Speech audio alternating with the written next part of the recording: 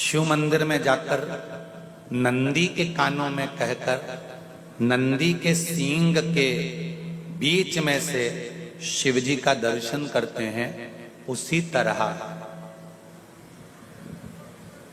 जो बच्चे का दिमाग एकाग्र चित्त नहीं हो पाता है, पढ़ाई में मन नहीं लग पाता या बच्चा स्थिर नहीं रह पाता, डोलता रहता है, मन भटकता रहता है, तो उसको भी पूर्णिमा का चंद्र रुद्राक्ष के छिद्र में से रात्रि के समय पर उस छिद्र में से रुद्राक्ष के पूर्णिमा का चंद्र दिखाया जाता है, मात्र एकाग्र की चित्तता के लिए, उस बिंदु के लिए, चित्त वृत्ति को स्थिर करना। ये एकादशी क्यों आती है, प्रदोष क्यों आती है, हर महीने शिवरात्रि क्यों आती है, हर महीने अमावस्या और पूर्णिमा क्यों आती है, तीज और त्योहार क्यों आते हैं, किस लिए आते हैं? इसीलिए बनाए गए। अगर पूरे महीने आप दान नहीं कर सकते, पुण्य नहीं कर सकते, सत्कर्म नहीं कर सकते, तो ये तिथियां बना दी, एकादशी, प्रदोष, शिवरात्रि, सोमती, अमावस्या, पूर्णिमा की बन सके तो अपनी कमाई का कुछ अंश निकाल कर सत्कर्म में दान करना, पुण्य करना, कुछ अच्छा करना, भजन करना, कीर्तन करना, मंत्र जाप करना, नाम जाप करना बन सके तो इस दिन तो भगवान का भजन कर लेना। ये इसलिए बनाए गए।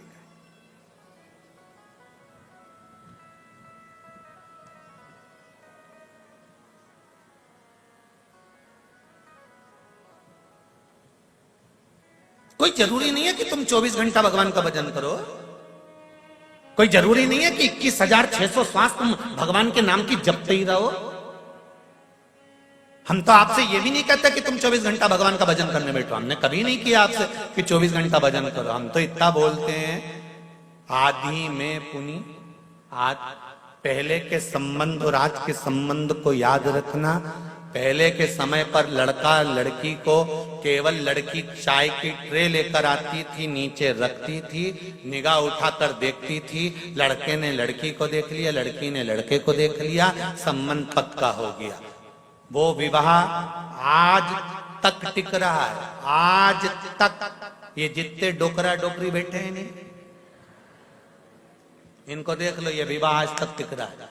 ना इन्होंने शादी के पहले ना लड़के को देखा था, ना लड़के ने लड़की को देखा था। ये जितने बैठे ना 80-80, 70-70, 60-60, 65-70 वाले, इनसे पूछो इनने देखा था क्या? नहीं, इनके माँ बाप पक्का कर आए। इन्होंने कहा लड़का लड़की को देखना है, तो ये चाय की ट्रे लेके आई, नीचे रखी, लड़के ने लड़की को देखा, लड़के ने लड़के को देख लिया। कोई बात नहीं, कोई स्माइल नहीं, कोई निगाह उठाकर बात नहीं, और लड़की चाय रखी, चली गई। लड़के ने देख लिया लड़की को, लड़की ने लड़के को देख लिया, और विवाह पक्का हो गया। 7 जन्म तक निभने वाला वो संबंध पक्का हो गया, आज तक निभ रहा है। और एक आज के समय का विवाह, लड़का लड़की को दिखाओ, लड़की लड़के को दिखाओ, दोनों में बात पक्की हो जाए तो होटल लेके जाओ, होटल में इनको 1 घंटा पहले बिठाओ, ये इनके समझेगी, ये इनके समझेगा, समझने के बाद ब्याह पक्का हो जाए। 6 महीने तक तो मोबाइल पे बात चलती रहे, रात को 2-2, 3-3 बजे तक सोए नहीं।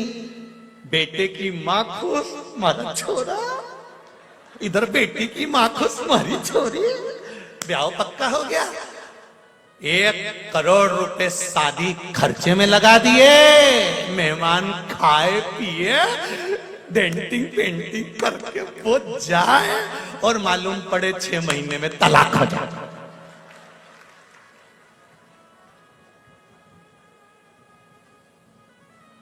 फिर कौन सी शादी अच्छी थी, पहले की क्या अभी की? अरे नहीं बोलो तो जरा दिल से, फिर तो पहले की अच्छी थी। तो वही तो शिव महापुराण की कथा कह रही है।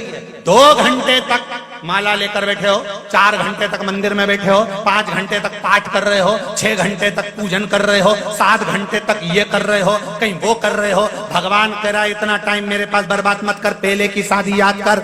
निगाह मिली और पक्का 2 मिनट मेरे पास आ और दिल से मुझे दर्शन देकर चले जा, जा। 1 लोटा पानी सारी समस्या का हल। एक लोटा चढ़ाया, ना जी भर के देखा, ना कोई बात की, बड़ी आरज़ू थी मुलाकात की। बस जल लिया, चढ़ाया। घर के लोग कहें कि 4 घंटे मंदिर में अपन को बैठना भी नहीं तो लोग टोकने लगेंगे, मंदिर में क्या कर रही है, इतने घंटे तक क्यों बैठी है, तुम तो लोटा भर के ले जाओ। श्री शिवाय नमस्तुभ्यम। शिव जी को प्रेम से स्पर्श करो और थोड़ी सी स्माइल देख कर कह दो कैसे हो महादेव, और कह देना चल रहे हो क्या घर, जा रही मैं, हमारी बहू है ना, ज्यादा देर बैठ जाऊंगी ना तो लड़ने बैठ जाएगी, इसलिए मैं तो चल। शिव जी से कहा और सीधे शंकर जी भी पार्वती से कहेंगे गजब की आई रे कमला, गजब की आई, सीधी आती और मेरे से बात करके चली जाती है। पार्वती जी भी थोड़ी थोड़ी ईर्ष्या रखने लगेगी, तुम बहुत बात करने लगे हो आजकल, क्या बात है। दिल से तो कहो परमात्मा मेरा परमात्मा है, उससे दिल से कहो। जब बच्चा अपने बुजुर्गों से दिल से बात करता है ना तो बुजुर्ग भी दिल से बात करते हैं। एक पोते ने दादी से कहा, दादी ओ दादी, दादी बोली क्या है, वो पड़ोस में पप्पू रहता है ना, हाँ उसके यहाँ पर आज नुक्ती का रायता बना है, बूंदी बनी है, सेव बना है, चने की सब्जी बनी है, पूड़ी बनी है, पापड़ बना है। दादी बोली बेटा उसके यहाँ बनेगा क्योंकि उसकी दादी मर गई तो उसके यहाँ 12वां है। तो इतने में छोटे से पोते ने दादी का गाल पकड़ के कहा, दादी अपने घर कब बनेगा। दादी ने एक धर के दिया, दादी एक भी धर के, पता ये तो मुझे मारने का प्लान बना रहा है। हृदय से कहो। जब पोता दादी से दिल से बात करता है तो दादी खुश हो जाती है, दादा से दिल से बात करता है तो दादा खुश हो जाता है। मेरा महादेव से दिल से बात करोगे तो मेरा महादेव खुश हो जाएगा। उससे दिल से कहो, दिल से बोलो, हे बाबा हम आपसे बात करने आए, ज्यादा देर नहीं, 2 क्षण, मात्र 2 क्षण, मात्र 2 क्षण।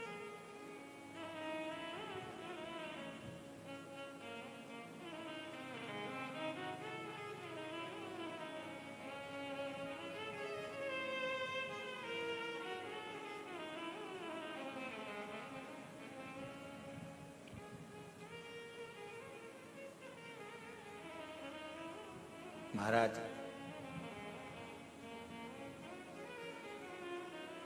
दिल मेरे शिव से लगाया होता तो फिर ये दिल, ये हृदय हॉस्पिटल में नहीं खोला गया होता।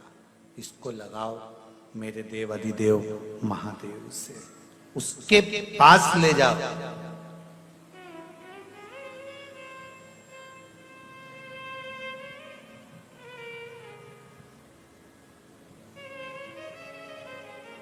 उसके नजदीक ले गया।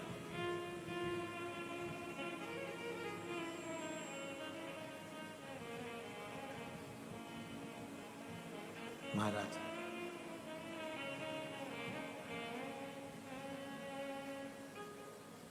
और जब ये मन, ये चित्त, ये हृदय शंभू से लग जाता है फिर भटकता नहीं।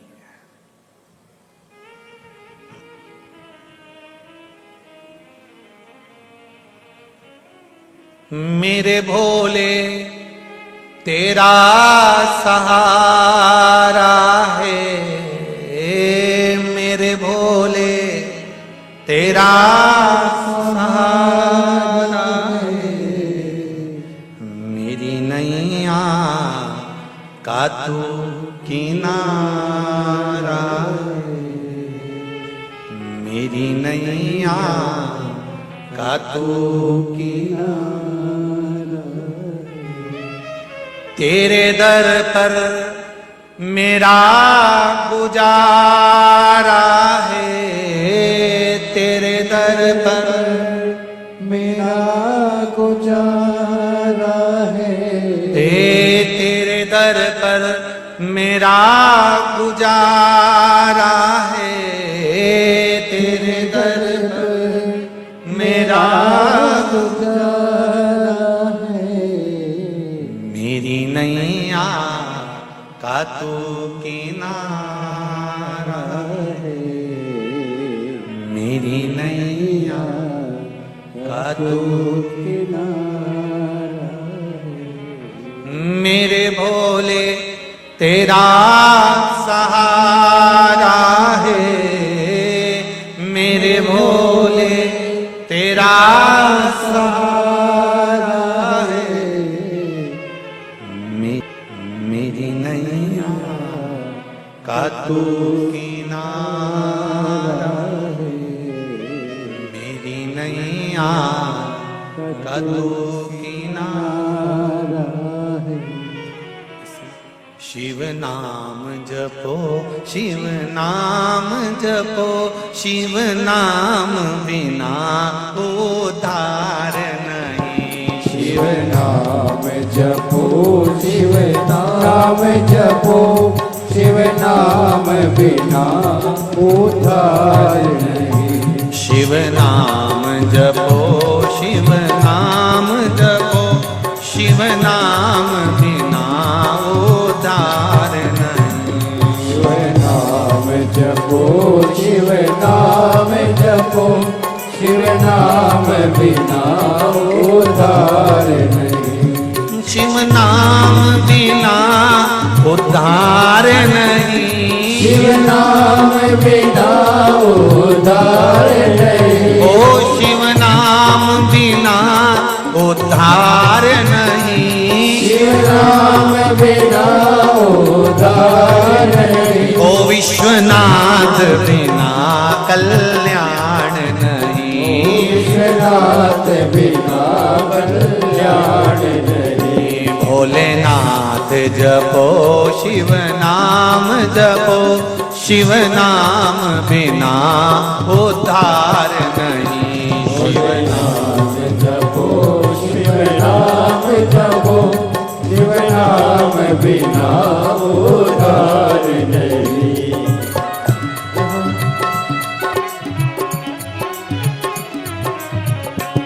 भोलेनाथ बिना भव पार नहीं भोलेनाथ बिना भव पार नहीं। ओ भोलेनाथ बिना भव पार नहीं भोलेनाथ बिना भव पार नहीं। ओ सोमनाथ बिना उद्धार नहीं सोमनाथ बिना उद्धार नहीं। शिव नाम जपो शिव नाम जपो शिव नाम बिना भव पार नहीं शिव नाम जपो शिव नाम जपो शिव नाम बिना उद्धार नहीं। हो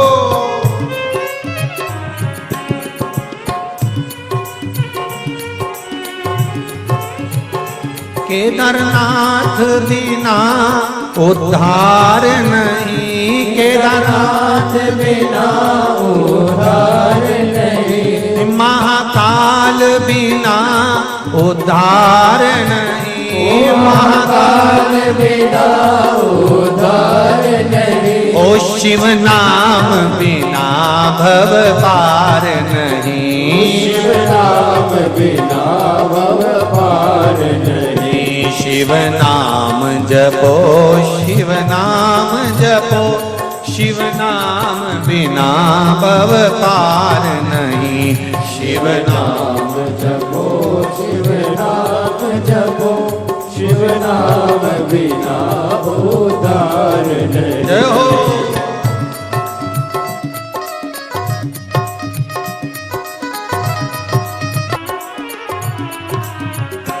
शिव नाम जपो शिव नाम जपो शिव नाम बिना उद्धार नहीं शिव नाम जपो शिव नाम जपो शिव नाम बिना उद्धार नहीं। भोलेनाथ जपो शिव नाम जपो शिव नाम बिना उद्धार नहीं शिव नाम जपो शिव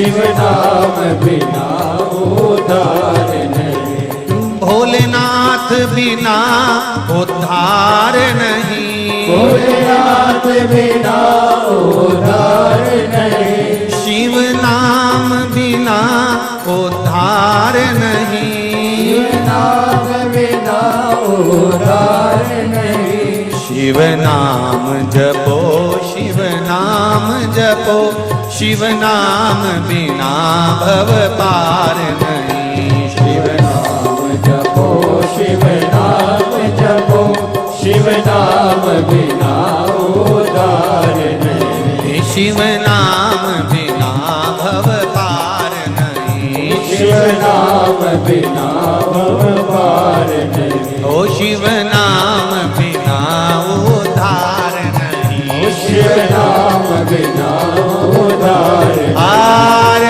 हर महादेव। भगवान शिव की कथा कह रही है महाराज। आप हृदय से, चित्त से, मन से भगवान से कहोगे, वो सुनता जरूर है। शिव महापुराण की कथा आस्था चैनल के माध्यम से सुन रही हूँ, फेसबुक यूट्यूब के माध्यम से सुन रही हूँ, पंडाल में बैठकर सुन रही हूँ। मेरी कामना पूर्ण करना। श्री शिवाय नमस्तु, श्री शिवाय नमस्तु, श्री शिवाय नमस्तु, श्री शिवाय नमस्तु, श्री शिवाय नमस्तु। बाबा हृदय से कहा गया, सुनते जरूर। तारकासुर के प्राण छूट गए। तारकासुर के 3 पुत्र हैं, तारकाक्ष, विदुन्माली और कमलाक्ष। 3 पुत्र। और ये तीनों पुत्र बड़े विचित्र हैं। इन्होंने भगवान से वर मांगा ब्रह्मा जी से कि हमारे प्राण ना छूटे।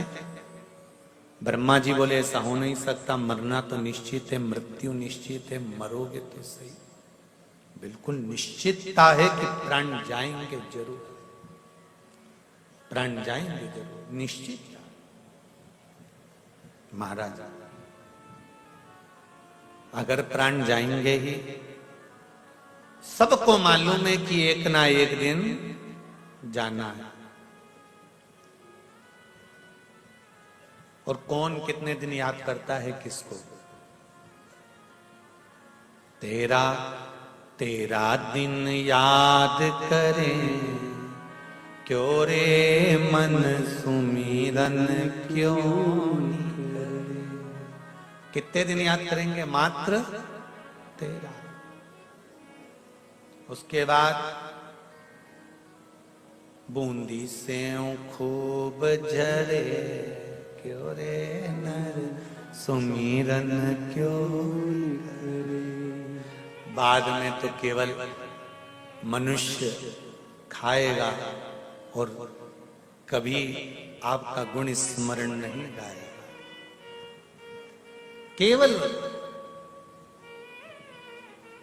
दिल से अगर याद किया है, दिल से उसका स्मरण किया है, तो वो दिल से सुन। एक पत्र है, देखिए।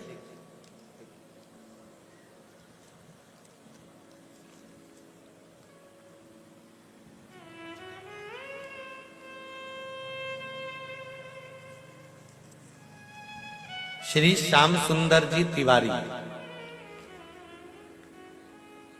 धर्म पत्नी पद्मा तिवारी,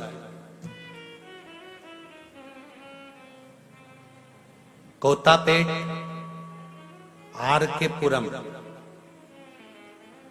कहीं बैठे हैं? बैठे हो तो हाथ हिलाइएगा। आप ही हैं? हाथ हिलाओ जरा। हर हर महादेव। गुरुदेव, कल हमने कथा सुनी, आपने कहा था कि ये बेलपत्री जो है वो औषधि का कार्य करती है, शिव महापुराण पर चढ़ी। हम बाबा से कहकर गए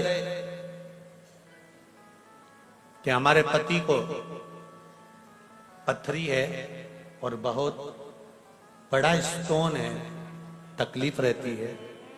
डॉक्टर किडनी के पास में उस पथरी को बता रहे हैं।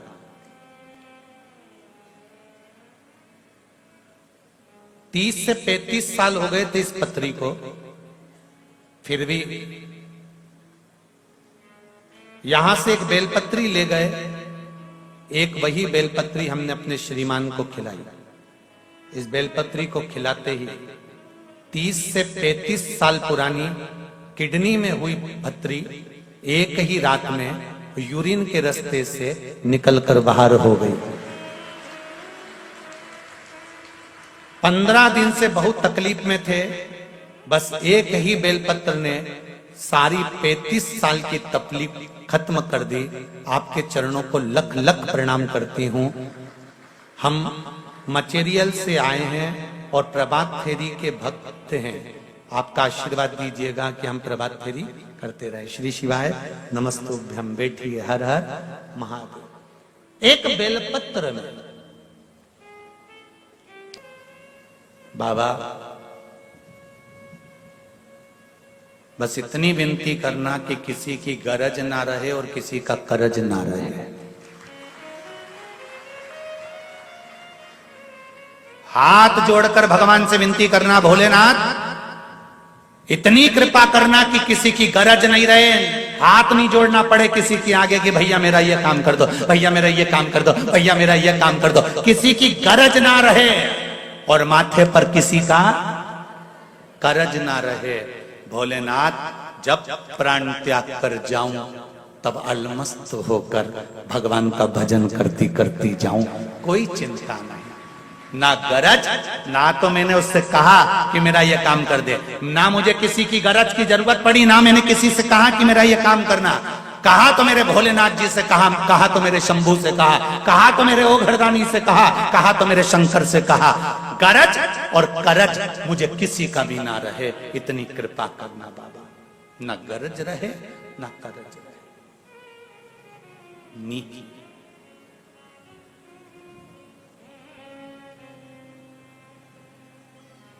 कितना भी धन जोड़ लो रे बाबा और कितना भी पैसा इकट्ठा कर लो, अंतिम समय में राम नाम सत्य ही चिल्लाएंगे।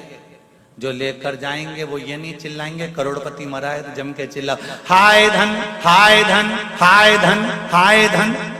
ऐसे चिल्लाता है कोई? अरे बोलो तो जम के। नहीं कोई चिल्लाता हो कि हाय धन हाय धन हाय धन। जो भी चिल्लाता है आखिरी में राम नाम सत्य ही चिल्लाता है, क्योंकि दुनिया को मालूम है अब तो इसका निधन हो गया तो धन किस काम का। अब क्या मतलब का, जब निधन ही हो गया तो धन की मूलता कहाँ रही। इसलिए हाय धन या धन धन धन धन कोई नहीं चिल्लाएगा। यहाँ तो लोग चिल्लाएंगे तो राम नाम सत्य है चिल्लाए।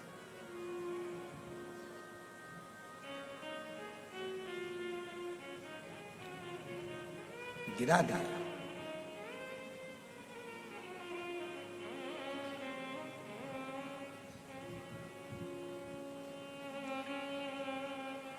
प्रथम चंद्रदेव को भगवान शंकर ने पार्वती से अमरनाथ जी की गुफा में कहा कि मैंने चंद्र को पहले साधा है, क्योंकि एक ग्रह अगर संभल जाता है तो पूरे 9 ग्रह अपने आप संभल जाते हैं।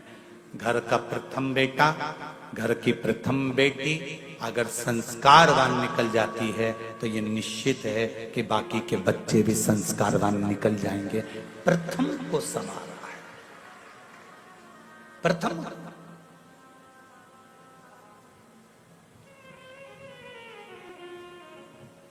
और वो प्रथम का संवरना बहुत जरूरी है। वो प्रथम का संवार लेना बहुत जरूरी है।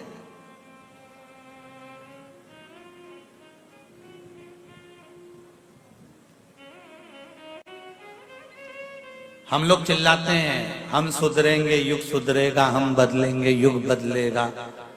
धर्म की, अरे बोलो तो, अधर्म का प्राणियों में विश्व का गौ माता की जय। ये चिल्लाते चिल्लाते पूरी जिंदगी निकल गई।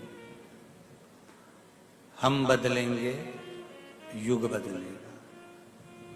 हमको देख कर दुनिया जीना चाहती है, तो हम क्यों ना बदलें।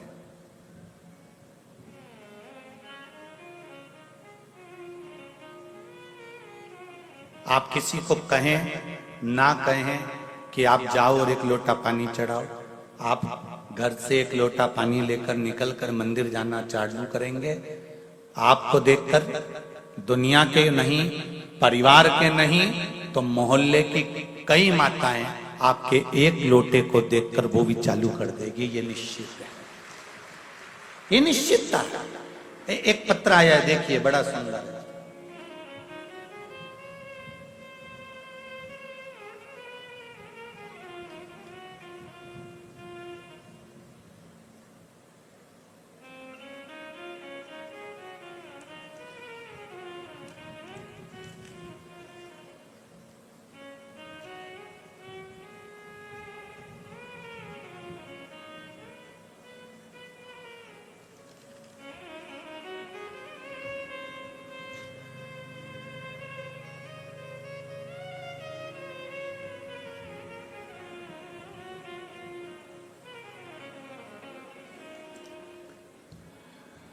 मेरा नाम मंगल अनिल कोलेकर है। मैं सोलापुर से आई हूं। कहीं बैठी हैं? कहीं बैठे हो तो हाथ जरूर हिलाइएगा। आप ही हैं? दोनों हाथ हिला दीजिए। हर हर महादेव। गुरुदेव, मैं सीहोर कुबेरेश्वर धाम में आई थी। आज मैं हैदराबाद कथा सुनने आई हूं। मुझे पहले से पेट में किडनी में स्टोन डॉक्टर ने बोला था। जो मैंने बाबा से विनती करी थी कि मेरे अगर भोलेनाथ जी कृपा करें और मैं कुबेरेश्वर धाम से जो रुद्राक्ष लाई हूं उसका मैं पानी पीऊं और मेरी जो किडनी के पास में स्टोन है, पत्थरी है, वो गल जाए, निकल जाए, तो मैं पशुपति व्रत करूंगी। ये मैं कुबेरेश्वर धाम में बोलकर आई थी और बाबा ने ऐसी कृपा करी। गुरुदेव, डॉक्टर ने कहा था पत्थरी बड़ी है, स्टोन बड़ा है और किडनी के पास में है तो नुकसानदायक है, पर वो रुद्राक्ष का जल मैंने पीना चालू करा और बाबा की कृपा से मैंने कहा था कि मैं पशुपति व्रत जब भी करूंगी जब मेरा ये स्टोन निकल जाएगा, और मेरे यूरिन के माध्यम से वो स्टोन निकल गया और जांच कराया तो उसमें अब स्टोन नहीं है और मैंने पशुपति व्रत प्रारंभ किया है। ये शिव कृपा है। बैठो बहन। हर हर महादेव। शिव कृपा इसको कर। आपका विश्वास, आपका भरोसा, आपकी दृढ़ता, आप स्वयं शिव का भजन करो ना। आप करोगे, दूसरा स्वयं करेगा।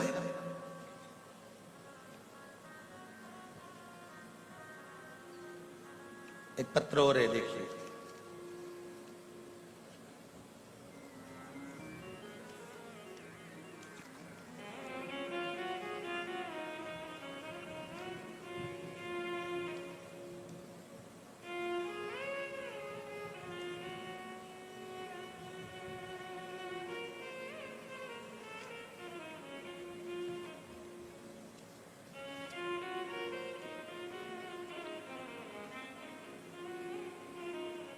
मेरा नाम रत्ना सिंह है।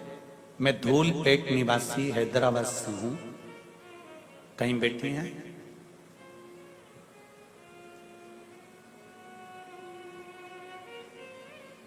रत्ना सिंह, धूलपेट निवासी। मुझे 2 बेटे हैं और मुझे हमेशा से एक बेटी की इच्छा थी। मैंने आपकी कथा में आंकड़े की जड़ का उपाय सुना था। मेरी मासी को कोई संतान नहीं थी तो मैंने उन्हें भी ले जाकर यह उपाय किया और मैंने अपने लिए भी पुत्री के लिए, लड़की के लिए मनोकामना की। उपाय के 2 महीने बाद ही मेरी मासी गर्भवती हो गई और मुझे भी 7 साल बाद बहुत ही प्यारी बेटी हुई है, जिसका नाम मैंने शिवान्या रखा है। उसका फोटो भी मैं लगाकर भेज रही हूं। गुरुदेव, मेरी प्रेगनेंसी में बहुत ही प्रॉब्लम थी। शायद मैं और मेरी बेटी नहीं बचते, लेकिन भोलेनाथ की कृपा से हम पर बनी रही और आज मैं और मेरी बेटी दोनों ही सही सलामत हैं। मैंने अपनी प्रेगनेंसी में भगवान शंकर की आराधना करी, इसलिए मेरी बेटी के जंघा पर नंदी का एक लांछन बना हुआ आया है, जो मेरी बेटी की जंघा पर बना है। फोटो में दिया है उसने, आप देख सकते हैं। ये नीचे वाला जो फोटो है, इसमें जंघा पर जो नंदी का लांछन बना हुआ है। शिव आराधना का फल किसको कहते हैं? ये शिव है। एक पत्र और आया है जिसमें फोटो लगाया गया है बच्चे का। मैं रत्नमाला नरहरि कोटलवार नांदेड़ महाराष्ट्र से तहसील लोहा गुरुजी को कोटि कोटि प्रणाम। फरवरी में सीहोर आई थी, तब मेरी बहू प्रेग्नेंट थी। मुझे पहली 2 नातिन 2 बेटियां थी, पोती थी। अब मुझे पोता होना था, तो मैंने बाबा से विनती कर बाबा से निवेदन करा था और बाबा की कृपा से बैसाख पूर्णिमा सोमवार को सुबह 8:52 पर मेरे यहाँ पर मेरे पोती 2 थी, अब पोता मेरे बाबा ने मुझको दिया है। ये शिव की कृपा से प्राप्त हुआ, शंकर की कृपा। एक पत्र और बड़ा सुंदर है, देखिए।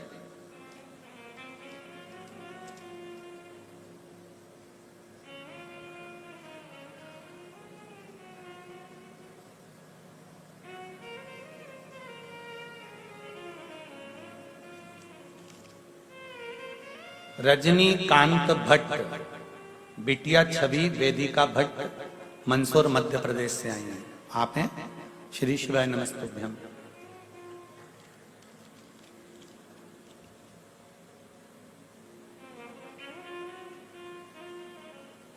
मेरी बिटिया 5 वर्ष की हो गई थी, लेकिन बचपन से उसे पेट में दर्द और सिर का दर्द था।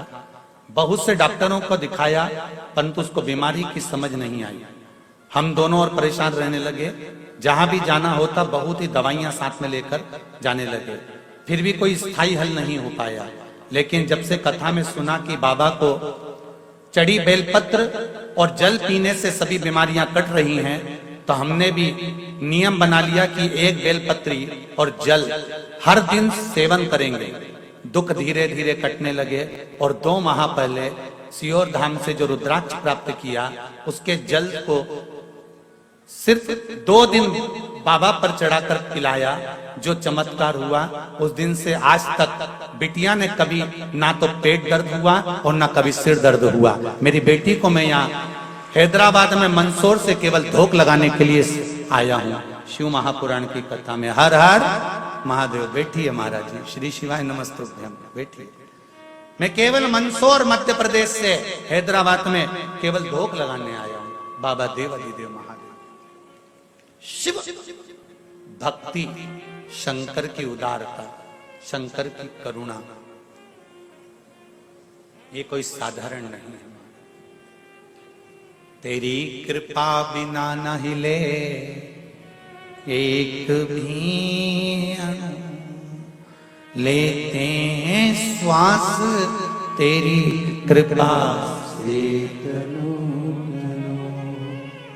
हे गंगाधार मुक्ति द्वार ओमकार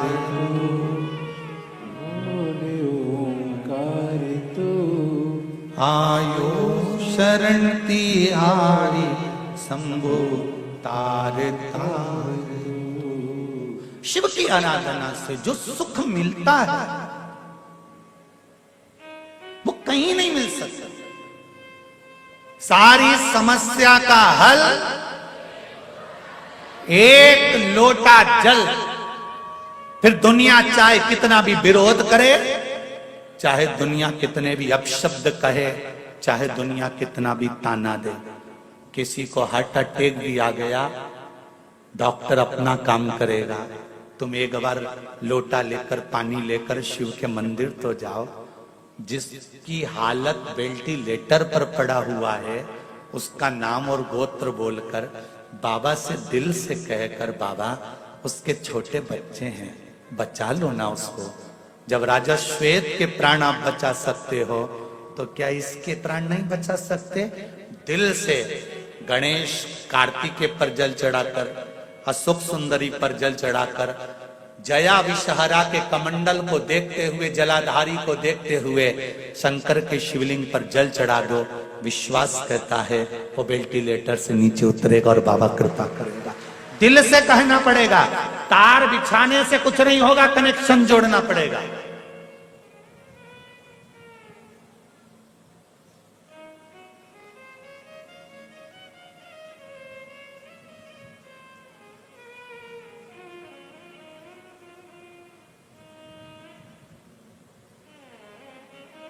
कनेक्शन जोड़कर चलना पड़ेगा।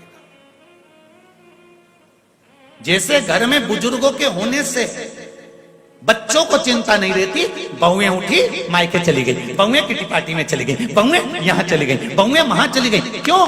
जब तक घर में बूढ़ी माँ है, जब तक घर में बुजुर्ग हैं, तुम तुरंत उठ कर चले जाओगे।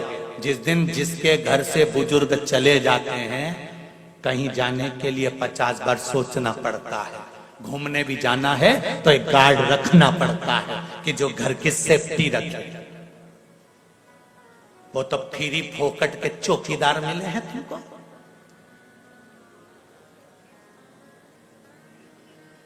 और जिससे मिलो ना, मुंबई, बेंगलोर, पुणे, जिससे मिलो वो एक ही बात कहते हैं, गुरुजी आजकल 2 का सेट चल रहा है।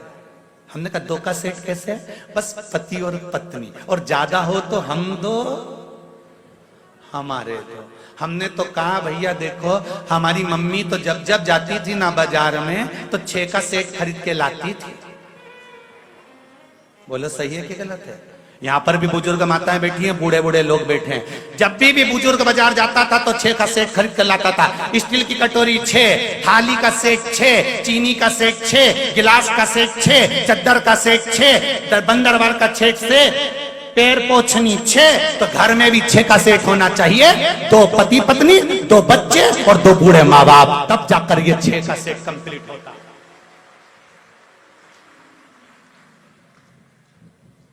2 के सेट से और 4 के सेट से मेहमान ज्यादा आ जाएंगे तो खाना कैसे खिलाओगे जीजी? 2 कटोरी क्या दूसरे के यहां से मंगने जाओगी जीजी? कि 2 थाली दूसरे के यहां से मंग कर लाओगी? परिवार में 6 का सेट बनाना चालू करो कि 2 मेरे माता पिता, 2 हम। अब तो बोलो 2 छोरा छोरी, हो गया 6 का सेट पूरा।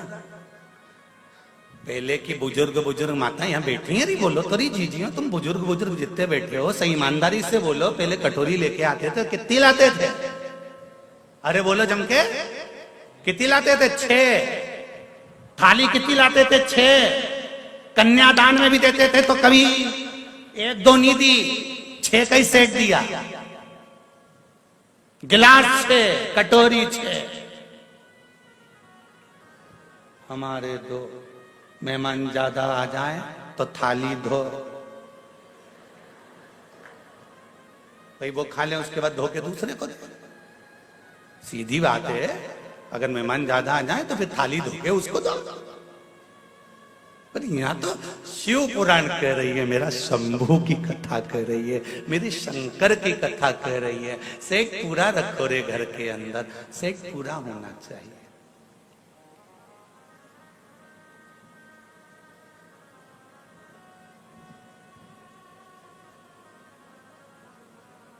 और जब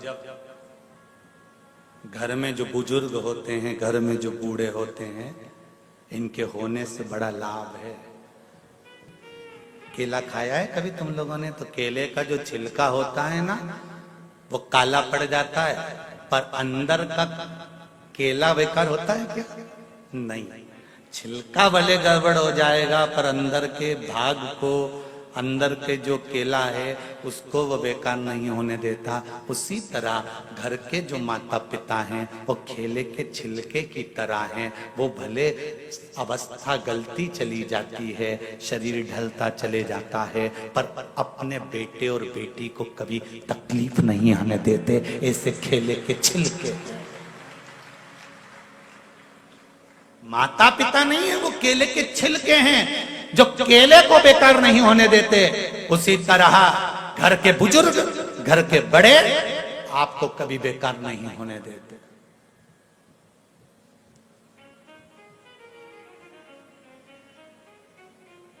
संभालने का कार्य करते हैं।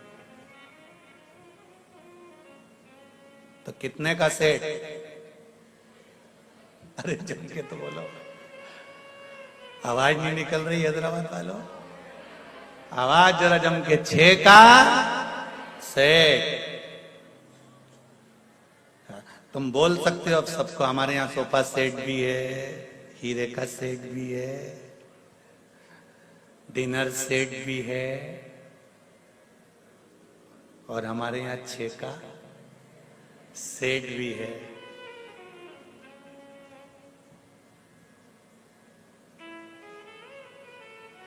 नहीं तो आज का जमाना सोफा सेट भी है, डिनर सेट भी, हीरे का सेट भी है, सोने का सेट भी है, बस आदमी अब सेट है। जमाना बड़ा विचित्र है। सेट रखना है।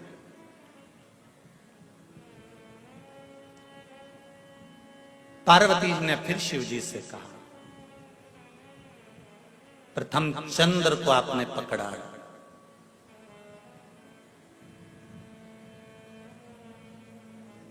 चंद्रदेव को आपने साधा है, और एक चंद्र को साध कर सारे ग्रहों को अनुकूल कर रखा है। शिवजी कहते हैं कि केवल एक घर का अगर सद जाए तो बाकी को साधने में दिक्कत नहीं होती। तारकासुर को मारने के लिए माता पार्वती कार्तिकेय जी से कहती हैं कि इसने अच्छा सोचा है, गलत नहीं सोचा, इसलिए तुम इसको मारना। तो क्योंकि इसने बरी मांगा है कि मैं शिव जी के पुत्र द्वारा मरूंगा, तो मरेगा तो तुम्हारे याद से, पर इसके हृदय में घात ना हो, इसके शरीर में घात होगी, चल जाए।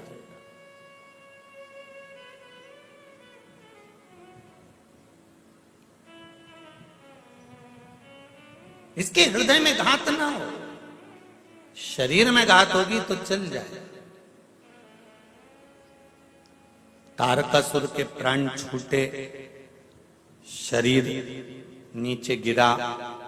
तारकासुर के प्राण छूटते से ही तारका मुस्कुराया, और मुस्कुराने का कारण केवल एक ही था कि जिस शिव की आराधना मैंने जिंदगी में करी, वही शंकर के पुत्र ने मुझे शिव धाम पहुंचा दिया। इससे बढ़कर सुख और क्या चाहिए।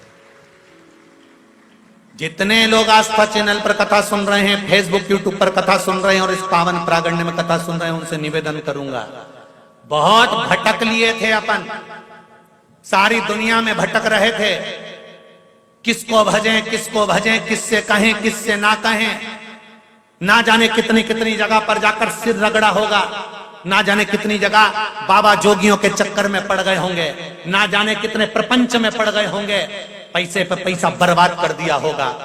पर अब हमको किसी के चक्कर में नहीं पड़ना, हमको तो उसके चक्कर में पड़ना है कि जिसने स्वयं कह रखा है कि मेरा तो चक्कर भी मत लगाना। सारे देवताओं की परिक्रमा होती है, शंकर जी की होती है क्या? नहीं। शिव जी कहते हैं कि मेरे चक्कर में भी मत पड़ना, बस इतना याद रखना कि मैं जिस मस्ती में जीता हूं उस मस्ती में अपनी जिंदगी को जीना। कंठ में जहर है, मुख में राम का नाम है, सिर पर गंगा जी धरी है, पास में पार्वती गणेश कार्तिकेय सब बैठे हुए हैं। ऐसी मस्त जिंदगी जीना, कंठ में रखना दुख और तकलीफ को, उजागर मत करना। अपने दुख को किसी को कह दोगे ना, थोड़े दिन तक तो हाँ ठीक है, अब करेगा क्या जिसको कहोगे? किसी से अगर आपने दुख कह भी दिया तो करेगा क्या? तुम्हारे दुख को वो काट सकता है क्या? तो अपने कंठ तक दुख को रखो और इनको मत कहो। संसार वालों को अपने दुख को कहना है तो मेरे देवाधिदेव महादेव से जाकर कहो कि मुझे दुख है, तू मुझे संभाल। अब कोई नहीं मेरा। भोलेनाथ दया करना, मैं तेरे भरोसे। मेरे बाबा दया करना, मैं तेरे भरोसे। उससे कहो, परिवार वालों से कहोगे अपना दुख थोड़े दिन सुनेंगे, इस कान से सुना इस कान से निकाल देंगे, कर तो रहे हैं, टेबलेट दे तो रहे हैं, डॉक्टर को दिखा तो रहे हैं, सारी तो जांच करवा ली, अब हम क्या करें, क्या हम मर जाएं? परिवार वालों से कहोगे तो एक ही बात कहेंगे, हमने सब तो कर रहा है। आगे बढ़कर तुम्हारी बहु सेवा कर रही है, आगे बढ़कर तुम्हारे लिए रोज डॉक्टर आ रहा है, इंजेक्शन लगा कर जा रहा है, ये कर रहे हैं, जांचें करा रहे हैं, ये कर रहे हैं, वो कर रहे हैं। घर के लोग तो तुमसे इतना ही कहेंगे कि हम सब कुछ कर रहे हैं। तो अब घर के लोगों से कहकर देख लिया ना तुमने अपना दुख, अपनी तकलीफ, अपना कष्ट। अब एक बार मेरे बाबा से कहकर देखना, देवाधिदेव महादेव से कहकर देखना, शंभु ओघड़दानी त्रिकालदर्शी कैलाशी, हे मेरे बाबा विश्वनाथ, विश्व का भरण पोषण करने वाले हे शंभु, आज मेरे हृदय में ये दुख है, किससे कहूं?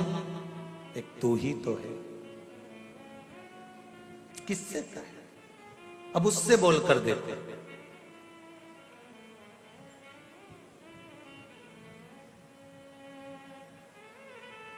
घर से निकलो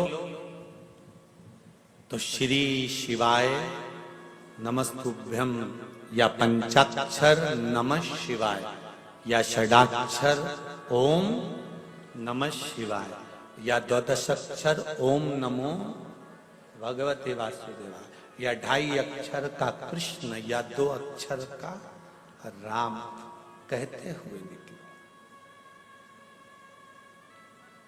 हम तुम पर बंधन नहीं करेंगे, बिल्कुल। हम आपसे ये नहीं कहेंगे कि आप बंद कर रहो शंकर जी के, आप तो घूमते रहो, पर अपनी कीमत बरकरार रखना। मक्खी सब्जी के ऊपर जाकर बैठती है तो उसकी कीमत नहीं रहती, पर वो मक्खी सुनार के सोने की अंगूठी पर जाकर बैठती है और पलड़े पर तुला जाती है तो मक्खी भी तोले के भाव बिक जाती है। अपनी कीमत समझना, हर कहीं मत बैठ जाना, जाकर बैठना तो देवाधिदेव महादेव के पास जाकर बैठना, कीमतवान बन जाओ। तुम्हारी कीमत तुम्हें बनाना है, तुम्हारी कीमत तुम्हें बरकरार रखना है। गलत जगह पर जाकर मत बैठ जाना, कहीं का बाबा जोगी के हमारे पास आकर बैठो, हम ये कर देंगे, हम ये कर देंगे, हम ये भभूति उड़ा देंगे, हम ये बेल दे देंगे, हम तुमको ये दे देंगे, हम तुमको वो दे देंगे, और घूमना चालू कर दो और देना चालू कर दो। ऐसे फालतू जगहों पर जाकर मत बैठना, अपनी कीमत बरकरार रखना कि मैं कहूं तो मेरे देवाधिदेव महादेव से कहूं, मेरे शंकर के पास जाकर बैठूं, शिव मंदिर में जाकर बैठूं, शंकर का अनुमोदन करूं। मंदिर भी नहीं जा सकती तो अपने घर में बैठकर उस शंकर का अनुमोदन करना चाहती हूं। 3.5 करोड़ रोम छिद्र ये मनुष्य के शरीर में है, 21,600 श्वास ये मनुष्य के शरीर से रोज निकलती है। प्रतिदिन मनुष्य के शरीर से 21,600 श्वास निकलती है। भगवान से कहो कि इन 21,600 श्वास में से कम 100-200 श्वास तेरी निकालना, तेरे भजन की निकालना, तेरे स्मरण की निकालना। 21,600 में से 600 श्वास भी मेरे परमात्मा के नाम की निकल गई तो तुम्हारी 21,000 तो वैसे काम कर गई। तुम उस परमात्मा के नाम की निकालो तो खूब कमाओ दिल से, अपार धन हो तुम्हारे पास में, जितनी तुम्हारी कैपेसिटी है उससे ज्यादा कमाओ। हम तो कहेंगे भगवान तुमको खूब दे, 24 घंटा काम में व्यस्त रखे और तुम्हें मस्त रखे, तुम्हारा दिमाग ये फालतू जगह जाए नहीं। पर उसके साथ एक काम भी करते जाना, थोड़ा थोड़ा थोड़ा थोड़ा प्रभु का नाम भी भजते चले जाना। क्यों?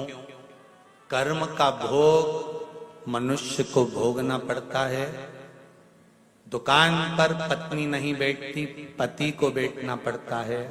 नौकरी पति को करना पड़ती है, सर्विस पति को करना पड़ती है, परिवार को पति को चलाना पड़ता है। इसलिए पति को नौकरी में भी झूठ बोलना पड़ता है तो व्यापार में भी झूठ बोलना पड़ता है। बेईमानी पति को नौकरी में भी करना पड़ती है तो व्यापार में भी करना पड़ती है। पति को परिवार चलाने के लिए कपट व्यापार में भी करना पड़ता है तो नौकरी में भी करना पड़ता है। परिवार चलाने के लिए पति को छल नौकरी में भी करना पड़ता है तो व्यापार में भी करना पड़ता है। एक बात याद रखना, दुकान पर या नौकरी में छल तुमने करा, कपट तुमने करा, बेईमानी तुमने करी, प्रपंच तुमने करा, सब गलत काम तुमने करा, कमाकर लाकर पत्नी को दिया, बच्चों के लिए और पत्नी के लिए इकट्ठा किया, पर अंतिम समय में जब प्राण छूटेंगे, ऊपर जाओगे, तब वो पूछेगा क्या करना है, तो कहेगा मैंने जितना कमाया था अपनी पत्नी और बच्चों के लिए कमाया था, तो मुझे नरक मत पटको, साथ में मेरी पत्नी और बच्चों को भी तो नरक पटको। तो यमराज भी कहेगा झूठ तूने बोला है, कपट तूने करा है, बेईमानी तूने करी है, छल तूने करा है, प्रपंच तूने करा है, इसलिए भोगेगा भी तू ही। इसलिए एक लाइन याद रखना, तेरा क्या होगा रे कालिया, भोगेगा भी तू, ना पत्नी भोगेगी ना बच्चे भोगेंगे, भोगना तुझे पड़ेगा। इसलिए मेरा निवेदन है, पत्नी और धर्म पत्नी में जमीन और आसमान का अंतर होता है। पत्नी पति को पतन के रास्ते पर ले जाती है, सिनेमा घर ले जाती है, पार्टियों में ले जाती है और मायके ले जाती है। धर्म पत्नी पति को शिव महापुराण तक और धर्म के पथ तक लेकर जाती है। पत्नी और धर्म पत्नी में जमीन और आसमान का अंतर होता है। पत्नी पतन के रास्ते पर ले जाती है और धर्म पत्नी धर्म के रास्ते पर ले जाती है। धर्म पत्नी का एक फर्ज है, अपने पति से रोज कहे तुम्हारी कमाई में से अठन्नी निकालना, कहीं शंकर में, कहीं कुंवारी कन्या में, कहीं विद्या में, कहीं तुमसे बन जाए किसी की औषधि में, किसी के लिए गरीब के लिए, साधारण के लिए, दूसरे के लिए नहीं कर सको तो अपने परिवार में अगर कोई दुखी है तो उसके लिए अपने हाथों से करते चलो, क्योंकि जवाब ना पत्नी देगी ना बच्चे देंगे, देना तुझको पड़ेगा।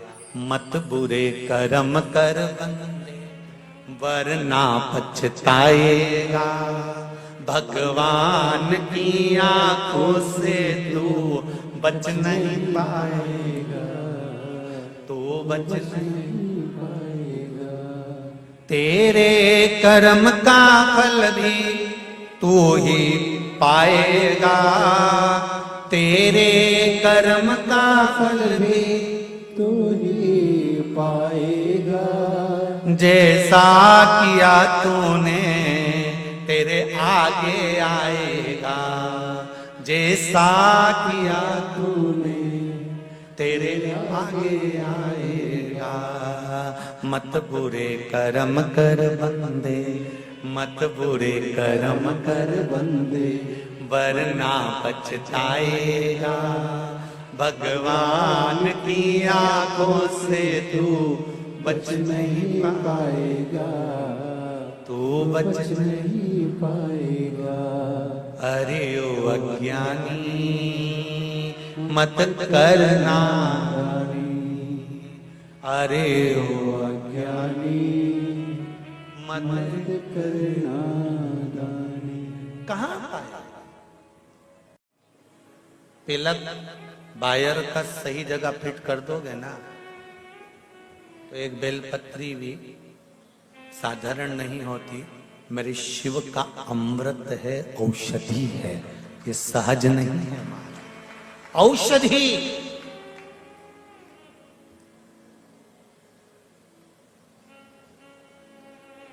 यहाँ हमारे पास में ना तो कोई बेल है, ना कोई भभूति है, ना हम लोग कुछ जानते हैं। हम तो केवल शिव महापुराण की कथा और इसका गुणगान जानते हैं, इससे ज्यादा। एक पत्र और है, वो भी सुन लीजिए।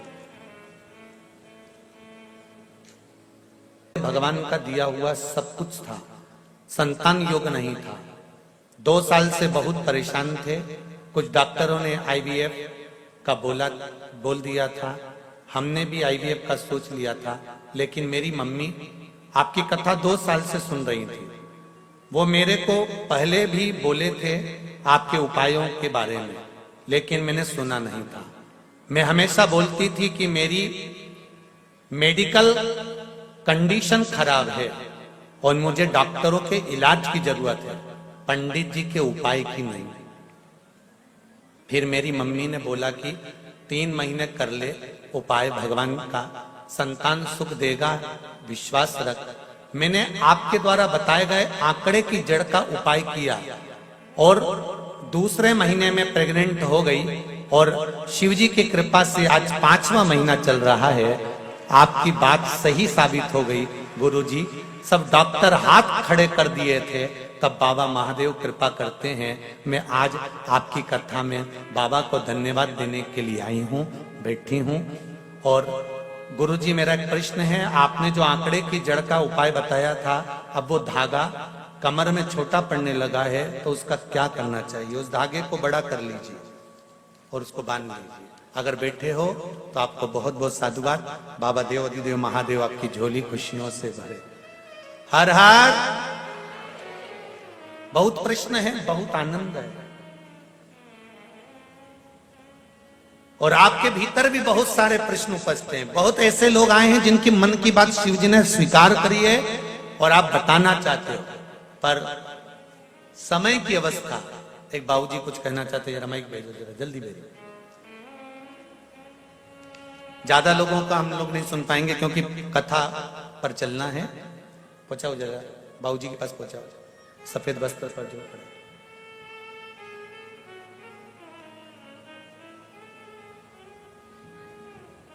शंभो शरणे, जल्दी भेजिए। मांगू घड़ी रे दुख काटो, दया करी। श्री शिवाय नमस्तुभ्यम। बाबा जी कहाँ से आए आप? मैं रतलाम जिला से आया हूँ, मध्य प्रदेश। जी बोलिए बाबा जी। मेरे शुगर भी थी जी, और हार्ट के भी 2 बार ऑपरेशन हो चुके। शुगर का और हार्ट का? जी हाँ, और गोलियां चल रही थी 2 साल से जी। तो आपकी कथा देपालपुर वाली मैंने सुनी जी, आपने उपाय बताया, उसका उपयोग मैंने किया जी। तो आपकी कथा हरिद्वार चल रही थी, जब तक मेरे को 40% फर्क पड़ा था जी। तो मैं मोटरसाइकिल से 1020 किलोमीटर चलकर हरिद्वार आया था। जय हो जय हो जय हो। और अब तक रतलाम में कथा चली थी, जब से गोलियां मैंने बंद कर दी है। जी, रतलाम की कथा से अब गोली बंद है आपकी? रतलाम की कथा से गोलियां बंद है जी। और अब भी मेरे को 85 से 90% फर्क है। जय हो जय हो जय हो। और ये 1070 किलोमीटर चल के आया हूँ। तो अभी भी मोटरसाइकिल से आए हो? अभी भी मोटरसाइकिल से आया हूँ। आओ जरा इधर आओ, आओ जरा इधर आओ, इधर आओ जरा। भैया इनको जरा लेके आइए।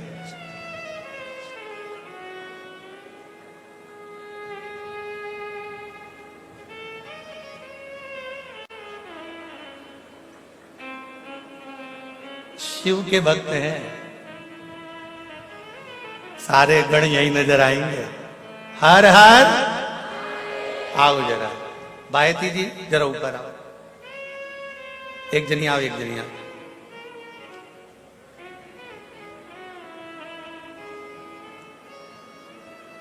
एक माला लाओ जरा बायती जी।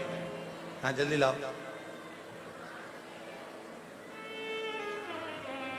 इस अवस्था में आप यहां तक मोटरसाइकिल से पहुंचे हो और 85% आपको हार्ट में और शुगर में आराम है। बाबा देव अधिदेव महादेव पर बहुत कृपा करे। बहुत बहुत साधुवाद। जय हो जय हो जय हो जय। आइए। मैंने तेरे ही भरोसे। जय हो।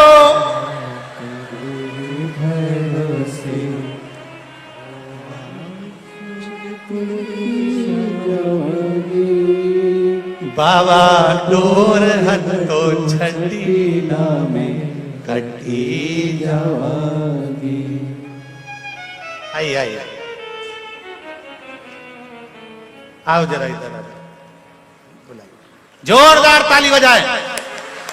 बहुत बहुत साधुवाद इस अवस्था में।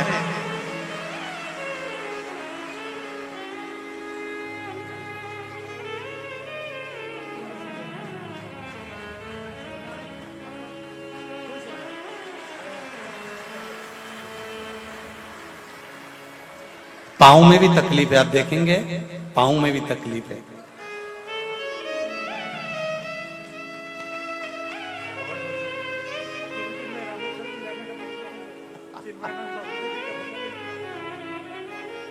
श्री शिवाय नमस्ते। ये शंभु है। अब दिल से उससे कहो, वो दिल से सुनेगा। आप उसको कहोगे, वो स्वीकार करेगा। एक तेरे ही भरोसे बाबा, तेरे ही भरोसे हवा बिच उड़ती जावांगी। बाबा डोर हतो छठी नामे कटी जावागी। ये शिव है मेरा ओघड़ी। पहले कहते थे कि 3 महीने में बाबा आपकी मुराद पूर्ण करेगा, पर इन पत्रों को देखकर जीजी ने कह दिया एक बेल पत्र कल खिलाई और आज आराम। अब तो मुझे लगता है बाबा तत्काल निर्णय करने के लिए बैठा। नहीं, ऐसा लगता था ना, पहले भगवान बही खाता लेकर बैठता था, हिसाब जोड़ता था, पाप कितने पुण्य कितने। मुझे तो लगता है भोलेनाथ भी लैपटॉप लेकर बैठते, हिसाब तुरंत जोड़ते। वो मेरा शिव है, मेरा ओघड़ी है।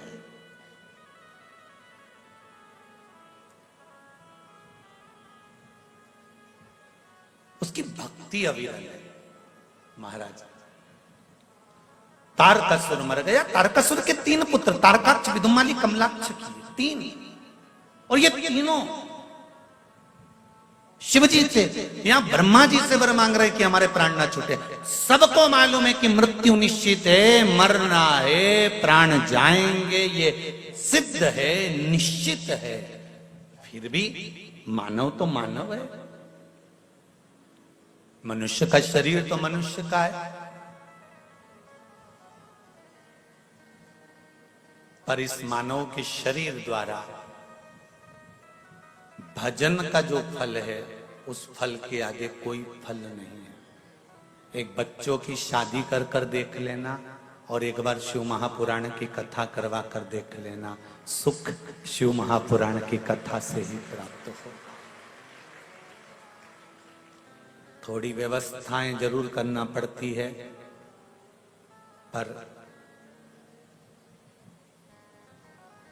वो तो धन्यवाद है आप लोगों को जो आप लोग सब व्यवस्थाएं कर लेते हैं। ये शिव की कृपा है, उसकी कृपा बिना नहीं होता कुछ भी। अगर आज गायत्री परिवार कथा करवा रहा है तो कहीं भोलेनाथ जी ने इस पूरे परिवार पर अपना आशीर्वाद दिया होगा, तब जाकर ये कथा करवा रहा। और आप सुन रहे हो, ये शिव कृपा से सुन रहे हो, शिव कृपा से। उसकी कृपा बिना नहीं हो सकता, उसकी करुणा बिना नहीं हो सकता। महाराज ब्रह्मा जी ने कहा मृत्यु निश्चित है और प्राण तो छूटेंगे, मरना तो पड़ेगा, ये निश्चितता है। तो वर दीजिए 3 पुरी का निर्माण। 2 मिनट बाद में माता आपके पास माइक भेजता हूं। 2 मिनट बाद आप बैठो, एक कथा पूरी कर लूं, फिर आपके पास भी माइक भेजता हूं।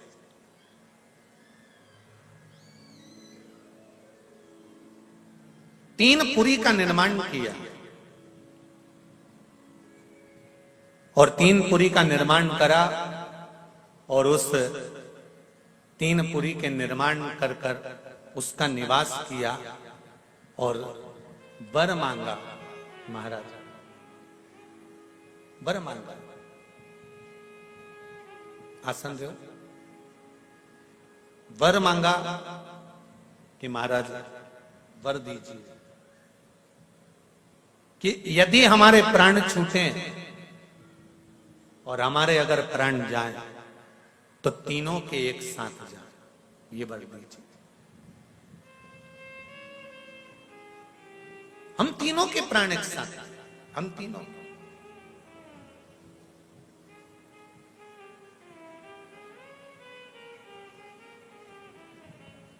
महाराज तथास्तु ब्रह्मा जी ने कहा, सब जगह उपद्रव चालू हो गया, इन्होंने मंदिर देवालय सब तोड़ना प्रारंभ कर दिए। शिव जी के पास खबर गई कि ये तीनों उपद्रव कर रहे हैं। शंकर भगवान ने कहा, इनको मारने के लिए सारे 33 कोटि देवी देवताओं को पशु बनना पड़ेगा और मैं तुम्हारा पति बनूंगा, तब मैं तुमको दौड़ाऊंगा। आप इन तीनों की पुरी में प्रवेश करना, तारकाक्ष, विदुम्माली और कमलाक्ष को एकत्रित करना और इकट्ठा करोगे, मैं इनके प्राण हर लूंगा। शंकर भगवान ने देवताओं को पशु बनाकर, शिव जी उसके पति बनकर, भगवान शंकर पशुपति नाथ बनकर इनका संहार करने के लिए चले। संहार किया। शंकर भगवान पशुपति नाथ कहलाए। महाराज ये तारकाक्ष, ये विदुम्माली, ये कमलाक्ष की तीनों समाप्त हो। पशुपति नाथ का व्रत जो माताएं करती हैं या जो पुरुष करते हैं, जो बालक बालिकाएं कर रहे हैं, शिव जी से वर प्राप्त करने के लिए व्रत कोई साधारण नहीं है। 5 सोमवार का ये व्रत है। पूजा की थाली पूरी तैयार कर कर उसमें अभिषेक का सामान रखकर सुबह के समय जाकर भगवान शंकर के मंदिर में पूजन अभिषेक करना, वापिस थाली को लेकर आना, रख देना। उसी थाली को वापिस लेकर जाना है। शाम के समय पर प्रसाद लेकर जाना है, कुछ मीठे का, 6 दिए लेकर जाना है, दीप घी के। मंदिर में पहुंचकर वही थाली धोना नहीं है, उसी थाली में रखी हुई सामग्री से पूजन करना। प्रसाद के 3 हिस्से कर देना है। 5 दीप मंदिर में शिव जी के सामने लगा देना है। 1 दिया वापिस लेकर आना है, उसको वहां पर प्रज्वलित नहीं करना, जलाना नहीं। प्रसाद के 3 हिस्से सामने रखकर 2 हिस्से मंदिर में छोड़कर 1 हिस्सा थाली में रखकर बाबा देवाधिदेव महादेव से प्रार्थना कर कर कि हे बाबा, आज से हमारा पशुपति व्रत प्रारंभ हुआ है, इस कामना से मैंने ये व्रत किया है, आप इसे स्वीकार करना। बाबा से विनय कर कर थाली लेकर वापिस आना। प्रसाद का 1 हिस्सा, 1 दीप वापिस लेकर आकर घर के दरवाजे के बाहर राइट हैंड में सीधे हाथ पर जो दिया लेकर आए उसको रखकर प्रज्वलित करना और प्रसाद का जो 1 हिस्सा लेकर आए हो उसको लेकर घर के अंदर प्रवेश करना। भोजन करने से पहले प्रसाद का जो हिस्सा लेकर आए हो उसको खाना, उसके बाद में फिर भोजन ग्रहण करना। जो प्रसाद लेकर आए हो उसमें से किसी को हिस्सा नहीं देना है, जिसका व्रत है उसी को पाना है। ये पशुपति व्रत है।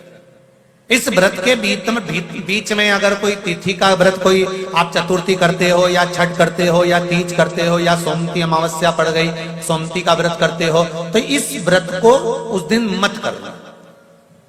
फिर जो व्रत तुम करते हो, एकादशी का करते हो या प्रदोष का करते हो या सोमती का करते हो, तो उस व्रत को करो। ये व्रत अगले सोमवार कर लो। रजस्वला धर्म बीच में आ जाए तो व्रत करना, पूजन मत करना, परंतु वो इसमें गिनती में नहीं आएगा। जिस व्रत में आप मंदिर में जाकर पूजन करोगे वो व्रत पूर्ण होगा। 5वां व्रत रहे, उस 5वें व्रत में जाकर पूजन करो। शाम के समय 1 श्रीफल 11 रुपए, बेलपत्री 108 या चावल का दाना 108 या मूंग का दाना 108 या पुष्प की पंखड़ी 108, जो भी 108 वस्तु आप भगवान शंकर को समर्पित कर सकते हो। पूजन करने के बाद श्रीफल और 11 रुपए रखकर 108 सामग्री शिव जी को समर्पित करो। पूजन करके वापस दिया और प्रसाद लेकर आओ। 5वां पूरा व्रत पूर्ण हो जाए, पांचवा बाबा से विनय कर कराना, आज मेरा पांचवा व्रत पूर्ण हुआ है, स्वीकार करना बाबा, और मेरा पशुपति व्रत सफल कर कर मेरी कामना पूर्ण करना। घर पर आना, दिया लगाना, घर में बैठकर प्रसाद पाना, भोजन करना, इस तरह से पशुपति व्रत किया जाता है। 5, छठा नहीं, केवल 5 तक। शिव से प्रार्थना।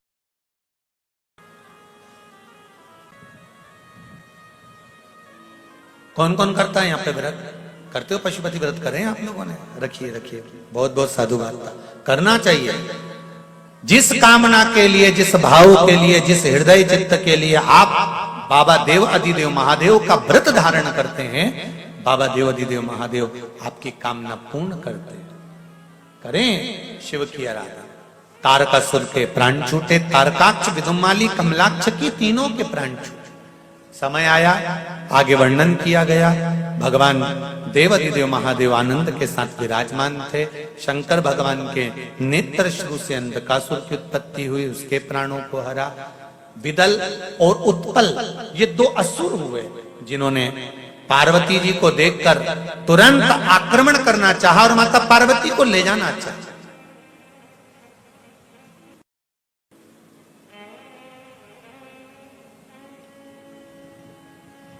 सुंदरता हो मनुष्य की, फिर वही वाली बात आ गई, जरा ध्यान दीजिएगा।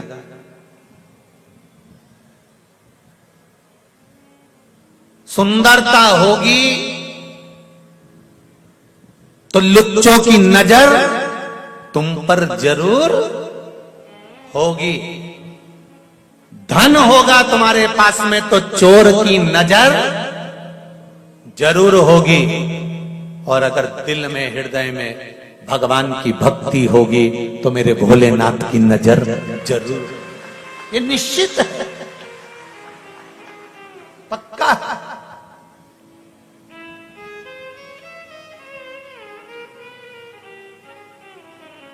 ये निश्चित है।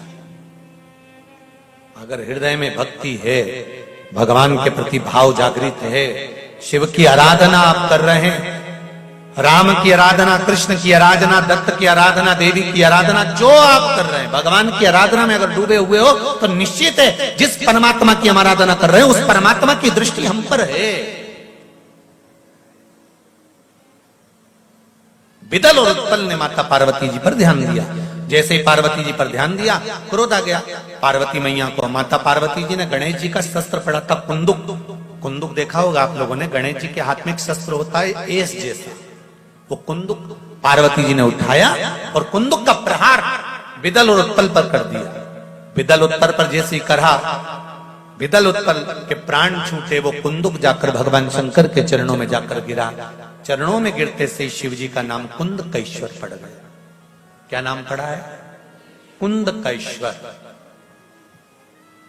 कैंसर के मरीज हो, किडनी लीवर के मरीज हो, या कोई बहुत बड़ी बीमारी लग गई हो और औषधि दवाई काम ना कर रही हो, तो शिव महापुराण की कथा कहती है कि जिस दवाई को हम खा रहे हैं वो कुंदकेश्वर महादेव के नाम से खाना चालू कर दे। क्या नाम है? जम के बोलो जरा। कुंदकेश्वर। कुंदकेश्वर महादेव के नाम से उस दवाई को खाना चालू करें, वो दवाई औषधि अमृत का काम करना प्रारंभ करेगी और शरीर को लगना प्रारंभ हो जाएगा। ये कुंदकेश्वर महादेव का। जैसे आज सोमती अमावस्या है,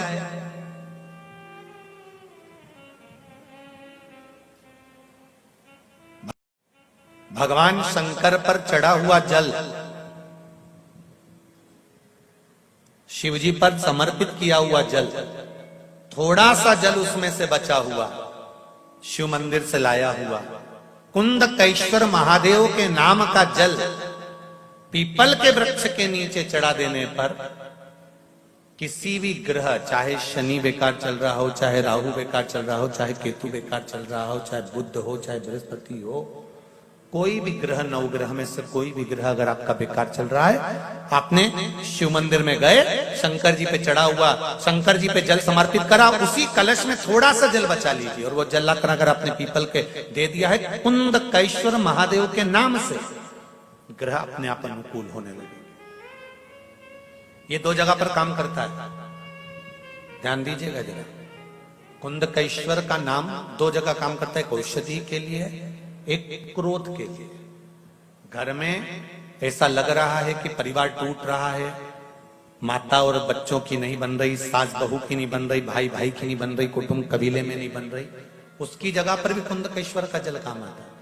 पर कुंदकेश्वर का जल वहां पर कैसे काम आता है? पीपल के पत्ते को जो वृक्ष से झड़ा हुआ हो, उस पीपल के पत्ते को पीपल के ही वृक्ष के नीचे रखकर कुंदकेश्वर महादेव के नाम से पीपल के पत्ते की जो नोक होती है, पीपल के पत्ते का जो अग्रभाग होता है, आगे का जो नोक होता है, उसको पीपल की वृक्ष की ओर होना चाहिए, डंडी का मुख तुम्हारी ओर होना चाहिए पीपल के पत्ते के। और कुंदकेश्वर महादेव के नाम से भगवान शंकर को जब हम समर्पित करते हैं, घर का नाम और गोत्र का स्मरण कर कर, तो उस परिवार में फिर विवाद समाप्त हो जाता है, आपस में प्रेम बढ़ना प्रारंभ हो जाता है। ये कुंदकेश्वर महादेव का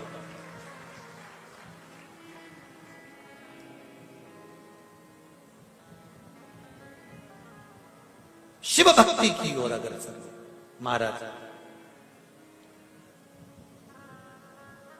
श्री शिवाय नमस्तुभ्यं, श्री शिवाय नमस्तुभ्यं।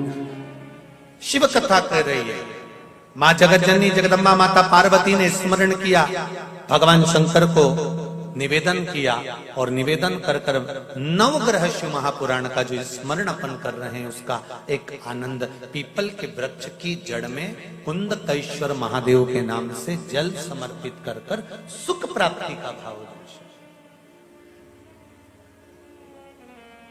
आगे वर्णन किया महाराज। पार्वती जी ने शिव जी से कहा, प्रभु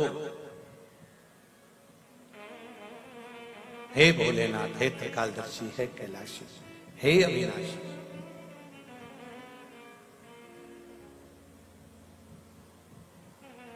आज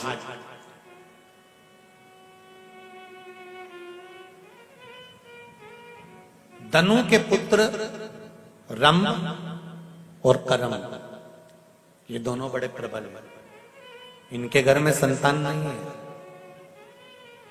दोनों ने तप साधना पानी में जाकर करी, जल में बैठकर तप साधना करी। मगर आया, करम्ब को खा गया। रंब को लगा कि मेरे भाई को मगर खा गया, अब मुझे यहां बैठकर तप नहीं करना है, तो भूमि पर बैठा, चारों तरफ से अग्नि लगाई, बीच में बैठकर तप करने लगा। भगवान ब्रह्मदेव ने कहा, मांगो तुम्हें क्या चाहिए? महाराज वर दीजिए कि मेरे घर में संतान नहीं, पुत्र नहीं, तो मुझे पुत्र प्राप्ति हो।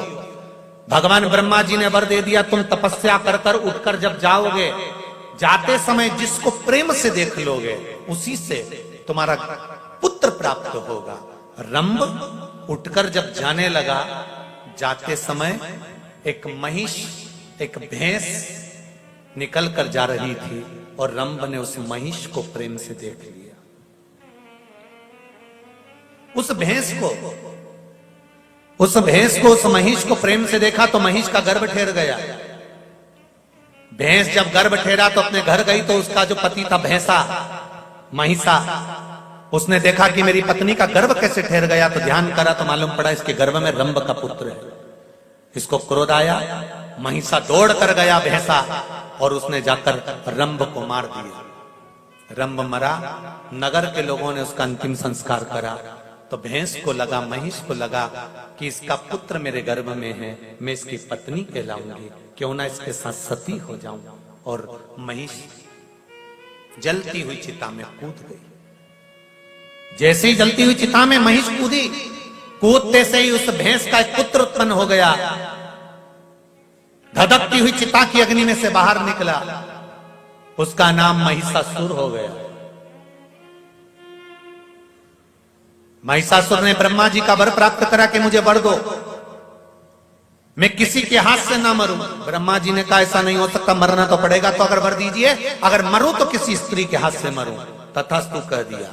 महिषासुर ने चारों तरफ हाहाकार मचा दिया, कोई उसको मारने वाला नहीं था।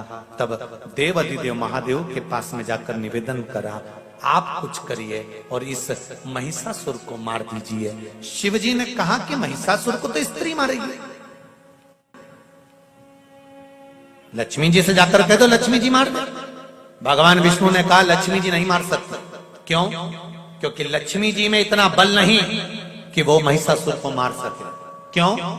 क्योंकि लक्ष्मी जी में जो बल था, माता लक्ष्मी ने अपने पति को श्राप देकर उस बल से मुक्त हो चुकी है। बल से मुक्त? हाँ, एक बार माता लक्ष्मी श्रृंगार कर रही थी और भगवान विष्णु का आगमन हो गया। और भगवान विष्णु का आगमन हुआ तो लक्ष्मी जी ने, भगवान विष्णु लक्ष्मी जी को देखकर मुस्कुरा दिए, हंस दिए।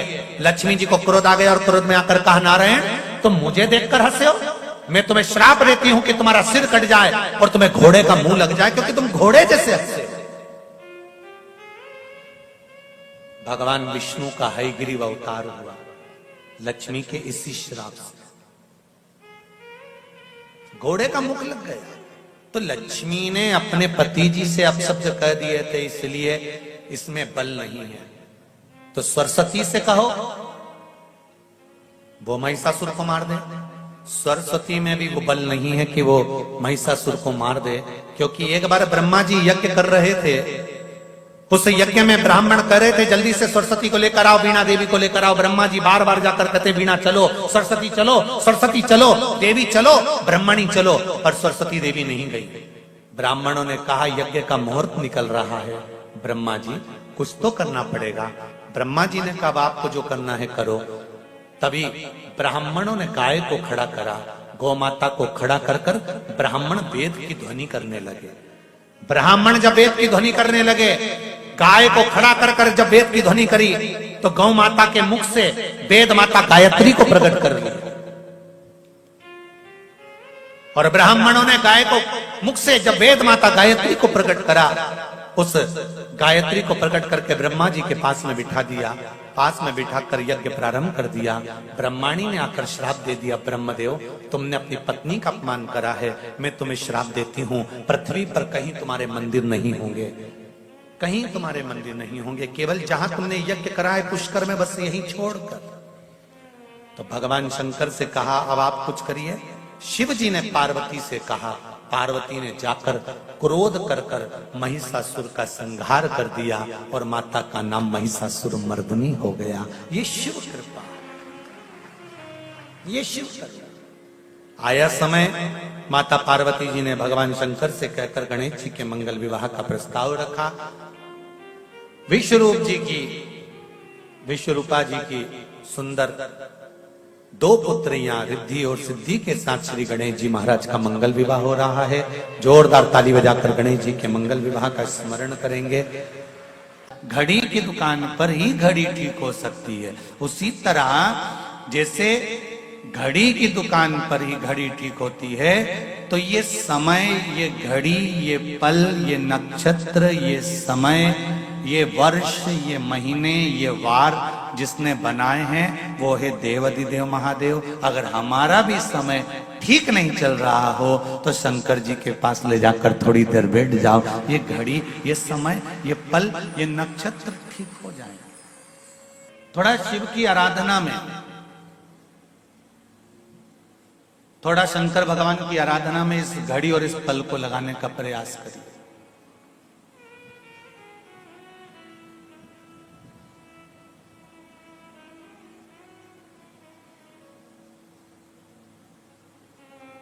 एक तेरे ही भरोसे बाबा, तेरे ही भरोसे हवा विच उड़ती जावांगी, बाबा डोर हथो छड़ी नामे कटी जावांगी, भोले मैं तेरी पतंग हो शंभो मैं तेरी पतंग हवा बिच उड़ती जावांगी बाबा डोर हथो छड़ी ना में कटी हमारा अगर समय बेकार चल रहा है, हमारा समय अनुकूल नहीं है, ठीक नहीं है, श्रेष्ठ नहीं है, कुछ उसमें गड़बड़ी चल रही है, तो जिसने बनाया है, जिसने निर्माण किया है, उस परमात्मा के पास ले जाकर रख दीजिए, उस परमात्मा के पास जाना शुरू कर दीजिए, तो वो इस मनुष्य देह की घड़ी को थोड़ा ठीक करना प्रारंभ कर देगा, मानव देह की घड़ी को श्रेष्ठ कर देगा। गूंजना बंद कर बात।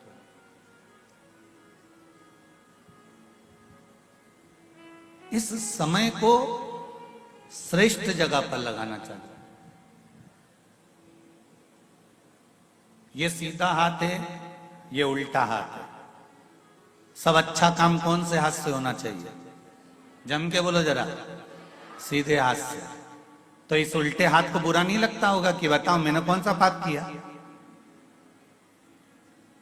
दान करो तो सीधे हाथ से, पूजन करो तो सीधे हाथ से, भोजन करो तो सीधे हाथ से, पुण्य कर्म करो तो सीधे हाथ से। तो मैंने ऐसा कौन सा बेकार काम कर दिया जो मेरा प्रयोग नहीं करते, मेरा उल्टा हाथ का प्रयोग नहीं करते? एक दिन उल्टे हाथ ने जाकर किसी सदगुरु से कहा, गुरुदेव मेरा प्रयोग क्यों नहीं होता, इस हाथ का उपयोग क्यों नहीं होता, मैं बड़ा दुखी हूं। तो इतने में गुरुजी ने कहा, तो चिंता मत कर, जब कोई सीधे हाथ से दान करे ना, तो तू उस हाथ को टच कर लेना, तो तेरा प्रयोग होना प्रारंभ हो जाएगा। बस इतना कर। जब अच्छा समय ना चले, जब श्रेष्ठ समय ना चले, जब श्रेष्ठ समय ना आए, तुम्हें ऐसा लग रहा हो कि श्रेष्ठता का समय नहीं चल रहा है, अच्छा समय नहीं चल रहा है, तो एक काम करना, जो अच्छा काम कर रहा हो, जो श्रेष्ठ काम कर रहा हो, जो भगवान की भक्ति में लगा हुआ हो, जो भगवान के स्मरण में लगा हुआ हो, बस उससे टच कर कर चलते रहना, तो हो सकता है कि हमारी जिंदगी भी अच्छी हो जाए।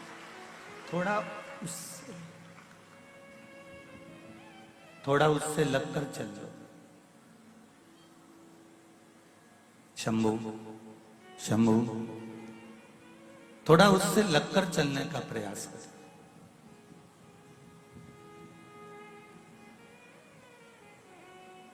और जब किसी सत्कर्मी के साथ में, भजनावली के साथ में, कीर्तन करने वाले के साथ में, मंत्र जाप करने वाले के साथ में, स्मरण करने वाले के साथ में आप चलेंगे, तो जीवन की सार्थकता अपने आप बन जाएगी। आप उसके साथ चलो तो।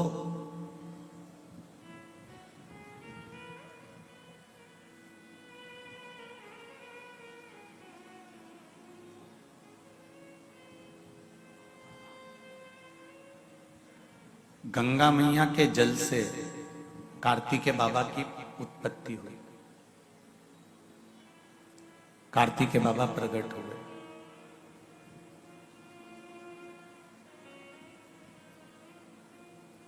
कार्तिकेय जी ने अपनी माता जी से पूछा कि मां, ये बताओ कि मेरे जन्म का कारण क्या है, क्यों जन्मा हूं मैं?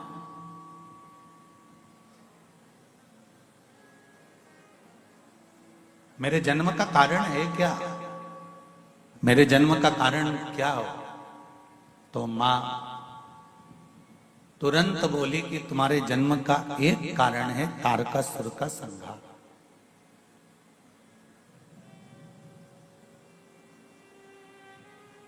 मां, एक असुर के संहार के लिए मेरा जन्म हुआ है क्या? मेरे जन्म का कारण केवल एक असुर का संहार ही है? केवल एक असुर का संहार? मां ने कहा, तुम्हारे जन्म का कारण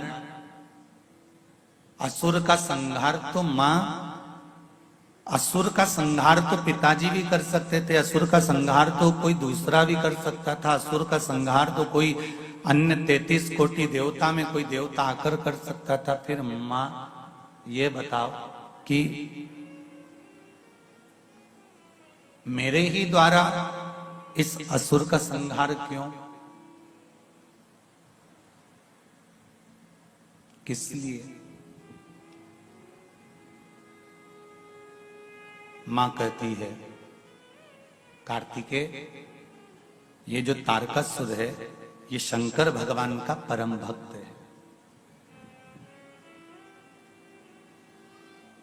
इसने मांगा भी तो क्या मांगा कि मैं किसी के द्वारा नहीं मरूं, अगर मरूं तो शिव जी के पुत्र के द्वारा मरूं।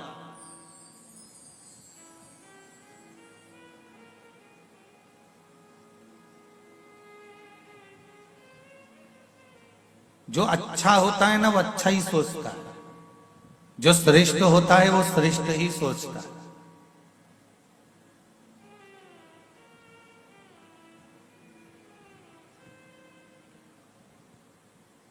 कई माताएं विचार कर कर बैठती हैं, मेरे को बद्रीनाथ जाना है, मेरे को केदारनाथ जाना है। कब जाओगी? बस मेरे पोते की शादी हो जाए और पोता बहू आ जाएगी ना तो मैं उनको लेके जाऊंगी दुकाने के लिए। अब देखिए, अच्छा सोचा है ना उसने, अच्छा विचार किया है ना उसने, उसका विचार उसकी सोच अच्छी है इसलिए वो अच्छा सोच रहा है। तो तारकासुर ने क्या मांगा कि मरूं तो शंकर भगवान के पुत्र द्वारा मरूं। तो माता पार्वती जी ने कार्तिकेय से कहा कि असुर जरूर है पर शंकर जी का भक्त है, शिव का उपासक है, शिव का भक्त है, शंकर की आराधना करता है, शिव की उपासना करता है और इसके मन में शिव जी के प्रति बड़ा भाव है, हृदय में बड़ा आनंद है शंकर जी के प्रति। इसलिए ये मांग रहा है कि भगवान शिव के पुत्र द्वारा मरूं, क्योंकि जो भगवान का भक्त होता है, जो जिससे लगा हुआ होता है, जिसके प्रति जिसका स्नेह होता है, उसको वो कभी दुखी नहीं देख सकता। तारकासुर शंकर भगवान अकेले बैठकर तब साधना कर रहे थे, अकेले बैठकर आराधना कर रहे थे, सती माता जलकर भस्म हो चुकी थी। तो तारकासुर को लगा कि मेरे भोलेनाथ, मेरे शंकर, मेरे त्रिकालदर्शी, मेरे कैलाशी, मेरे अविनाशी, मेरे शिव अकेले हैं और यदि ये अकेले रहेंगे तो मुझे कितना बुरा लगेगा। इनकी भी जोड़ी बन जाए, जैसे लक्ष्मी और नारायण की है, ब्रह्मा और ब्रह्माणी की है, इंद्र और इंद्राणी की है, इनकी भी एक जोड़ी बन जाए, शंभु, इनकी भी एक जोड़ी बन जाए, बस इतना।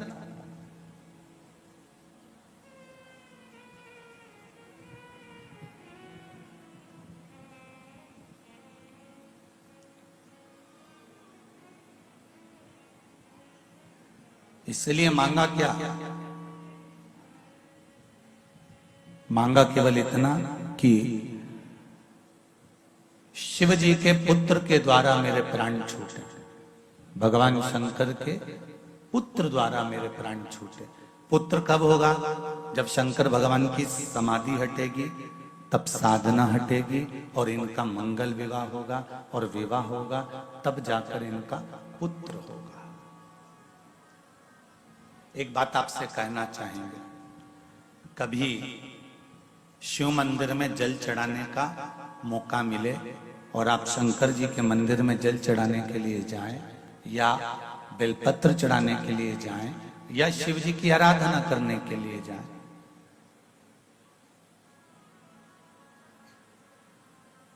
आप जब शिव जी के सम्मुख में भगवान शंकर के पास, भगवान ओगड़दानी के पास में, मेरे भोलेनाथ जी के पास में जब जाएं तो केवल जल चढ़ाकर वापिस मत आना, केवल बेलपत्र चढ़ाकर वापिस मत आना, केवल चावल का दाना या पुष्प चढ़ाकर वापिस ना आना, दिया लगाकर वापिस ना आना। आते आते बाबा भोलेनाथ जी से ये भी पूछ कर आना, बाबा आप मंदिर में बैठे रहते हो, बहुत दिन हो गए आपको बैठे बैठे, चलो आज मैं आपको मेरे साथ लेकर चलती हूँ और मेरे घर तक लेकर चलती हूँ। भले शिवलिंग मंदिर में रहे पर भगवान की ज्योति उसके साथ जरूर जाती है।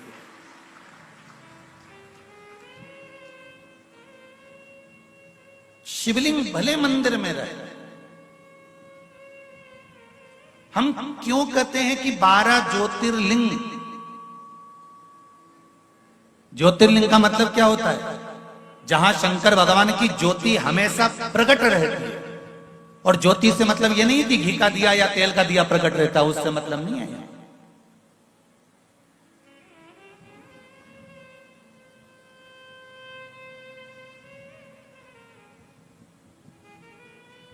हम ज्योतिर्लिंग का मतलब क्या समझे?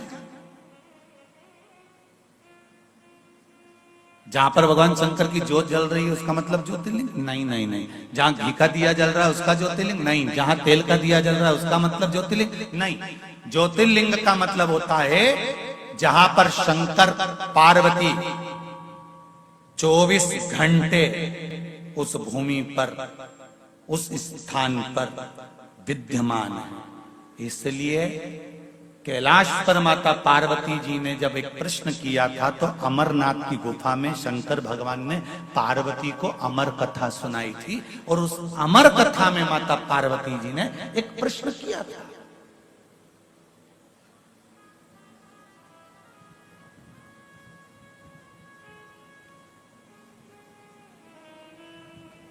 उस अमरनाथ की गुफा में माता पार्वती जी ने एक प्रश्न किया था,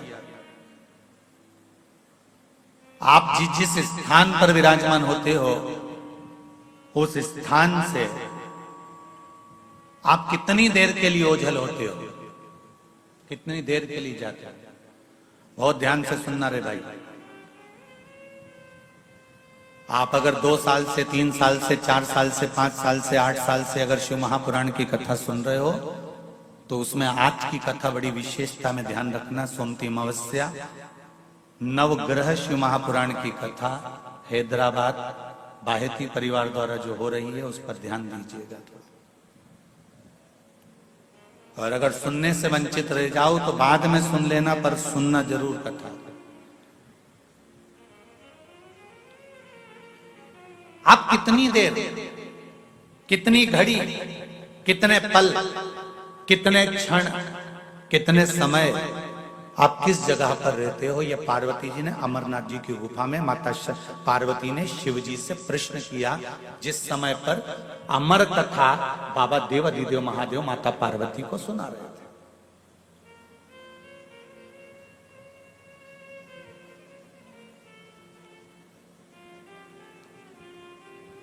शिव जी कहते हैं पार्वती,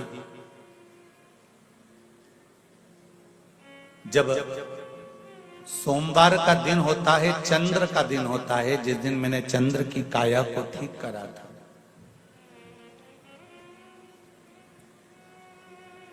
12 ज्योतिर्लिंग में सबसे पहला ज्योतिर्लिंग, बोलो जम के, जम के बोलो जरा, सोमनाथ।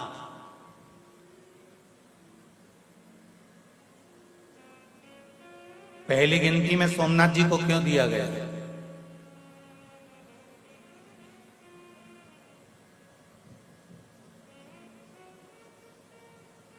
प्रथम गिनती काशी तो अजर और अमीर है, अमर है। ये काशी के शिवलिंग का निर्माण तो ना जाने कितने सतयुग, ना जाने कितने त्रेता, ना जाने कितने द्वापर, ना जाने कितने कलयुग निकल चुके हैं, तब भी काशी में शिवलिंग था।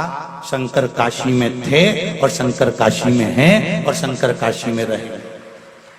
ना जाने कितने सतयुग, कितने त्रेता, कितने द्वापर और कितने कलयुग निकल गए, काशी में शिव है, था और रहेगा, ये निश्चित है।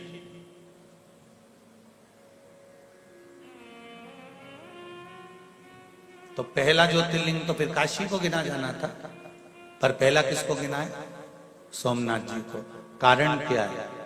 भगवान शंकर कहते हैं कि चंद्र से मैंने जब 12 का निर्माण किया, सोमवार, मंगलवार, बुधवार, गुरुवार, शुक्रवार, शनिवार, ये मैंने जो बनाए हैं, इन 12 का मैंने जो निर्माण करा है नवग्रह के हिसाब से, उसमें प्रथम चंद्र को लिया है, चंद्र के बाद में उसके बाद मैंने सारे ग्रहों को लिया, क्योंकि एक ग्रह को मैं अगर संभाल लेता हूं तो बाकी के ग्रह अपने आप संभल जाते हैं। अगर घर का प्रथम बेटा अच्छा निकल जाए तो बाकी के बेटों को मार्ग वो बड़ा बेटा ही प्रदान कर देता है, बदल नहीं पाता।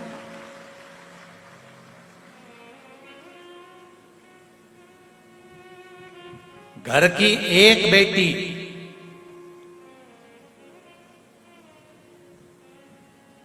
घर की अगर बड़ी बेटी अगर मार्ग प्रशस्त कर कर चलती है, सतमार्ग पर चलती है, तो बाकी की बेटियों को भी सतमार्ग मिल जाता है।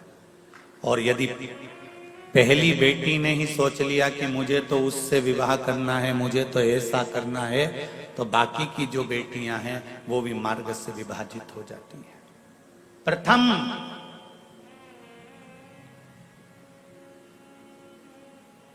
थोड़ा सा बुरा जरूर लगेगा हैदराबाद वालों, पर एक बात कहना चाहूंगा, लोगों के पास में धन बढ़ते जा रहा है और शरीर से कपड़ा कम होते चले जा रहा है।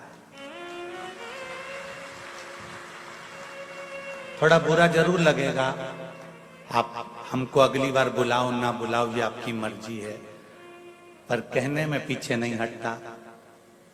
जब मध्य प्रदेश नहीं छोड़ता तो तेलंगाना काहे को छोड़ूंगा।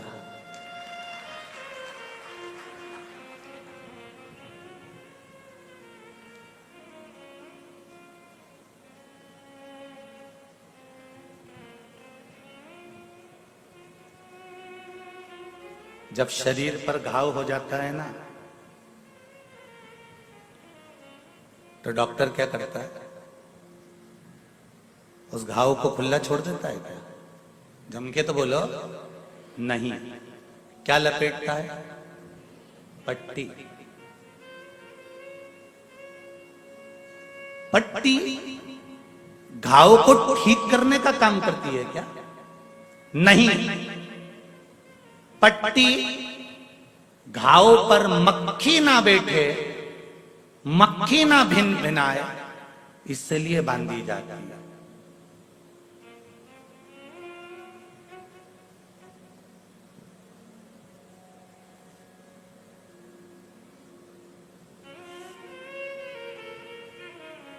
घाव पर पट्टी ना बांधे तो मक्खी भिनकती है, उसी तरह तन पर कपड़ा ना रहे तो ये दूसरी मक्खियां बहुत भिनकती हैं।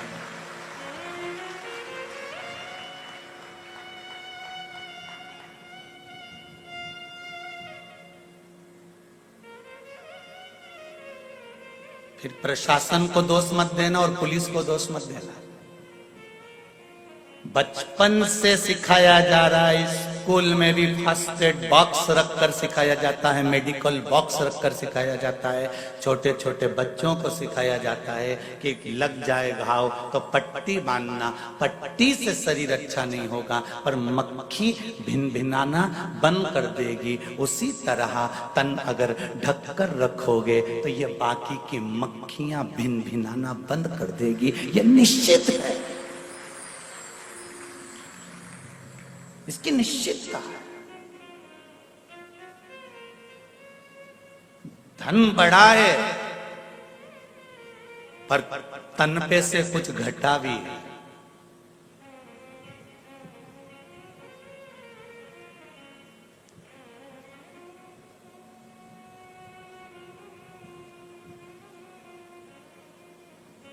कुछ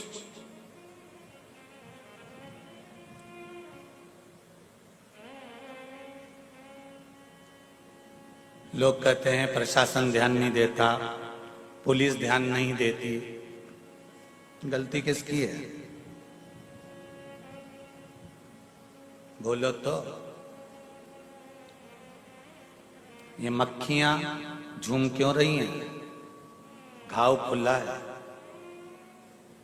घाव खुला है इसलिए मक्खियां झूम रही हैं। एक बात पहले कही थी, आपको ध्यान में होगी। शिव महापुराण की कथा सीहोर कुबेरेश्वर धाम से जड़ वृक्ष शिव महापुराण की कथा कही थी। अगर आप लोगों ने सुनी होगी तो स्मरण में होगा। तुलसी का पौधा लाओ और पौधे को ऐसे ही खुला छोड़ दो, उसमें मिट्टी मत डालो, तुलसी का पौधा पनपेगा? जम के तो बोलो नहीं। बेलपत्री के पौधे को लाओ, उसकी जड़ पर मिट्टी मत डालो, बेलपत्री का पौधा पनपेगा? बोलते जाओ जरा जल्दी नहीं। पीपल का पौधा लाओ, उसकी जड़ पर मिट्टी मत डालो, क्या पीपल का पौधा पनपेगा? नहीं। गुलाब के पौधे को भी लाओगे तो उसकी जड़ को मिट्टी से दबाना पड़ेगा। पीपल का पौधा लाओगे तो उसकी जड़ को मिट्टी से दबाना पड़ेगा। बेलपत्री का पौधा लाओगे तो उसकी जड़ को मिट्टी से दबाना पड़ेगा। जब जड़ मिट्टी से ढकी हुई रहती है तो वो वृक्ष पनपता रहता है। उसी तरह मनुष्य की भी जड़ है नाभि, जब तक ये कपड़े से ढकी रहती है तो मनुष्य भी बढ़ता रहता है। पर आजकल फैशन है साहब, कपड़े वैसे होना चाहिए कि जड़ भी दिखना चाहिए, नाभि नजर आना चाहिए। पर सनातन धर्म कहता है, मेरा सनातन धर्म वर्णन करता है कि पौधे की जड़ ढकी होती है तो पौधा तरक्की करता है। और जिस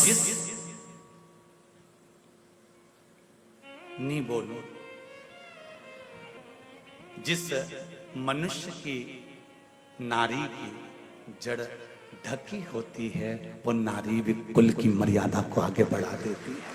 अब कितना कहें, समझने वाला व्यक्ति उतने में समझ सकता है, इससे ज्यादा क्या कहोगे।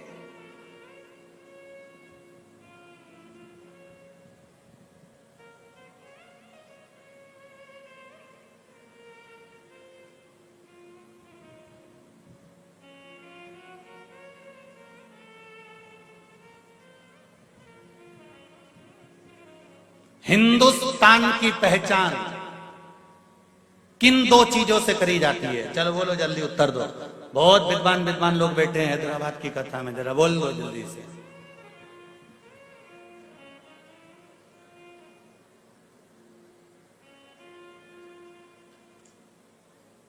दो जो भैया माइक दो जरा, जी बोलने वाली है उनको दो जरा माइक को। हाँ खड़ी हो जाओ। मेरे हिंदुस्तान की पहचान किन दो चीजों से करी जाती है? नारी की पहचान पूरी साड़ी से पहचान हो सकती है। ठीक है बैठिए।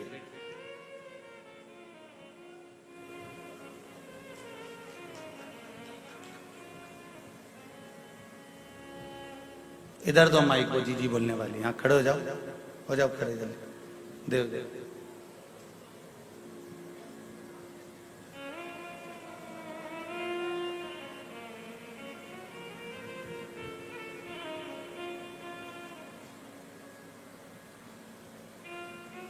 श्री शिवाय नमस्तुभ्यम।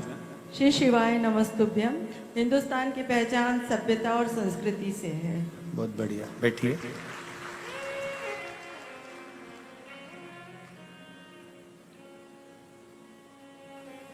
हिंदुस्तान की पहचान किन दो चीजों से करी जाती है? जिह्वा पर हिंदी और माथे पर बिंदी से करी जाती है।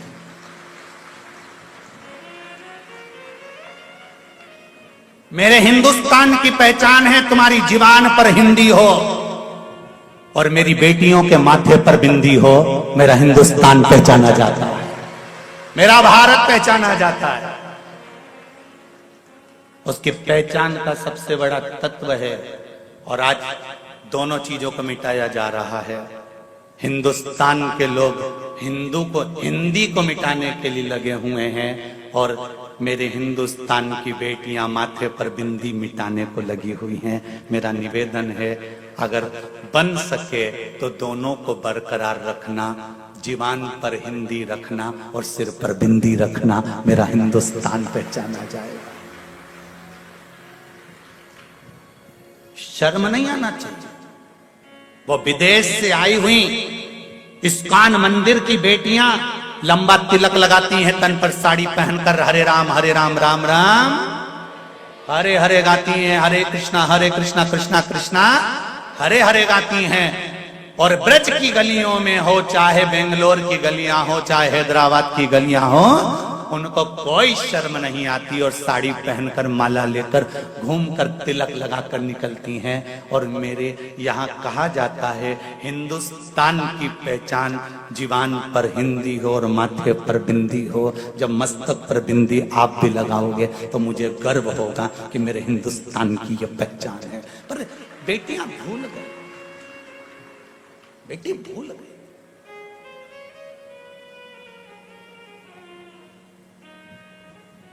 धन बढ़े तुम्हारे यहाँ, हम मना नहीं।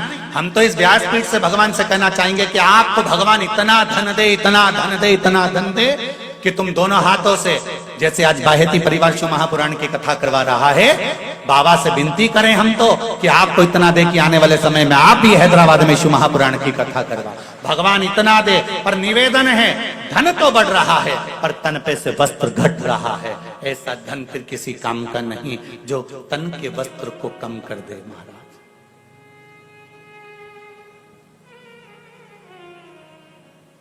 प्रथम नवग्रह शिव महापुराण की कथा चल रही है, थोड़ा ध्यान लगाकर सुनिएगा। और अगर आपको जिंदगी में अच्छा लगे तो इस हिंदुस्तान की दो पहचान को अगर अच्छा लगे तो टीवी के माध्यम से काट कर व्हाट्सएप पर, इंस्टाग्राम पर जरूर सबको भेज देना कि मेरे हिंदुस्तान की दो पहचान है। एक जीवान पर हिंदी और जम के बोलो माथे पर बिंदी, ये मेरे हिंदुस्तान की पहचान है।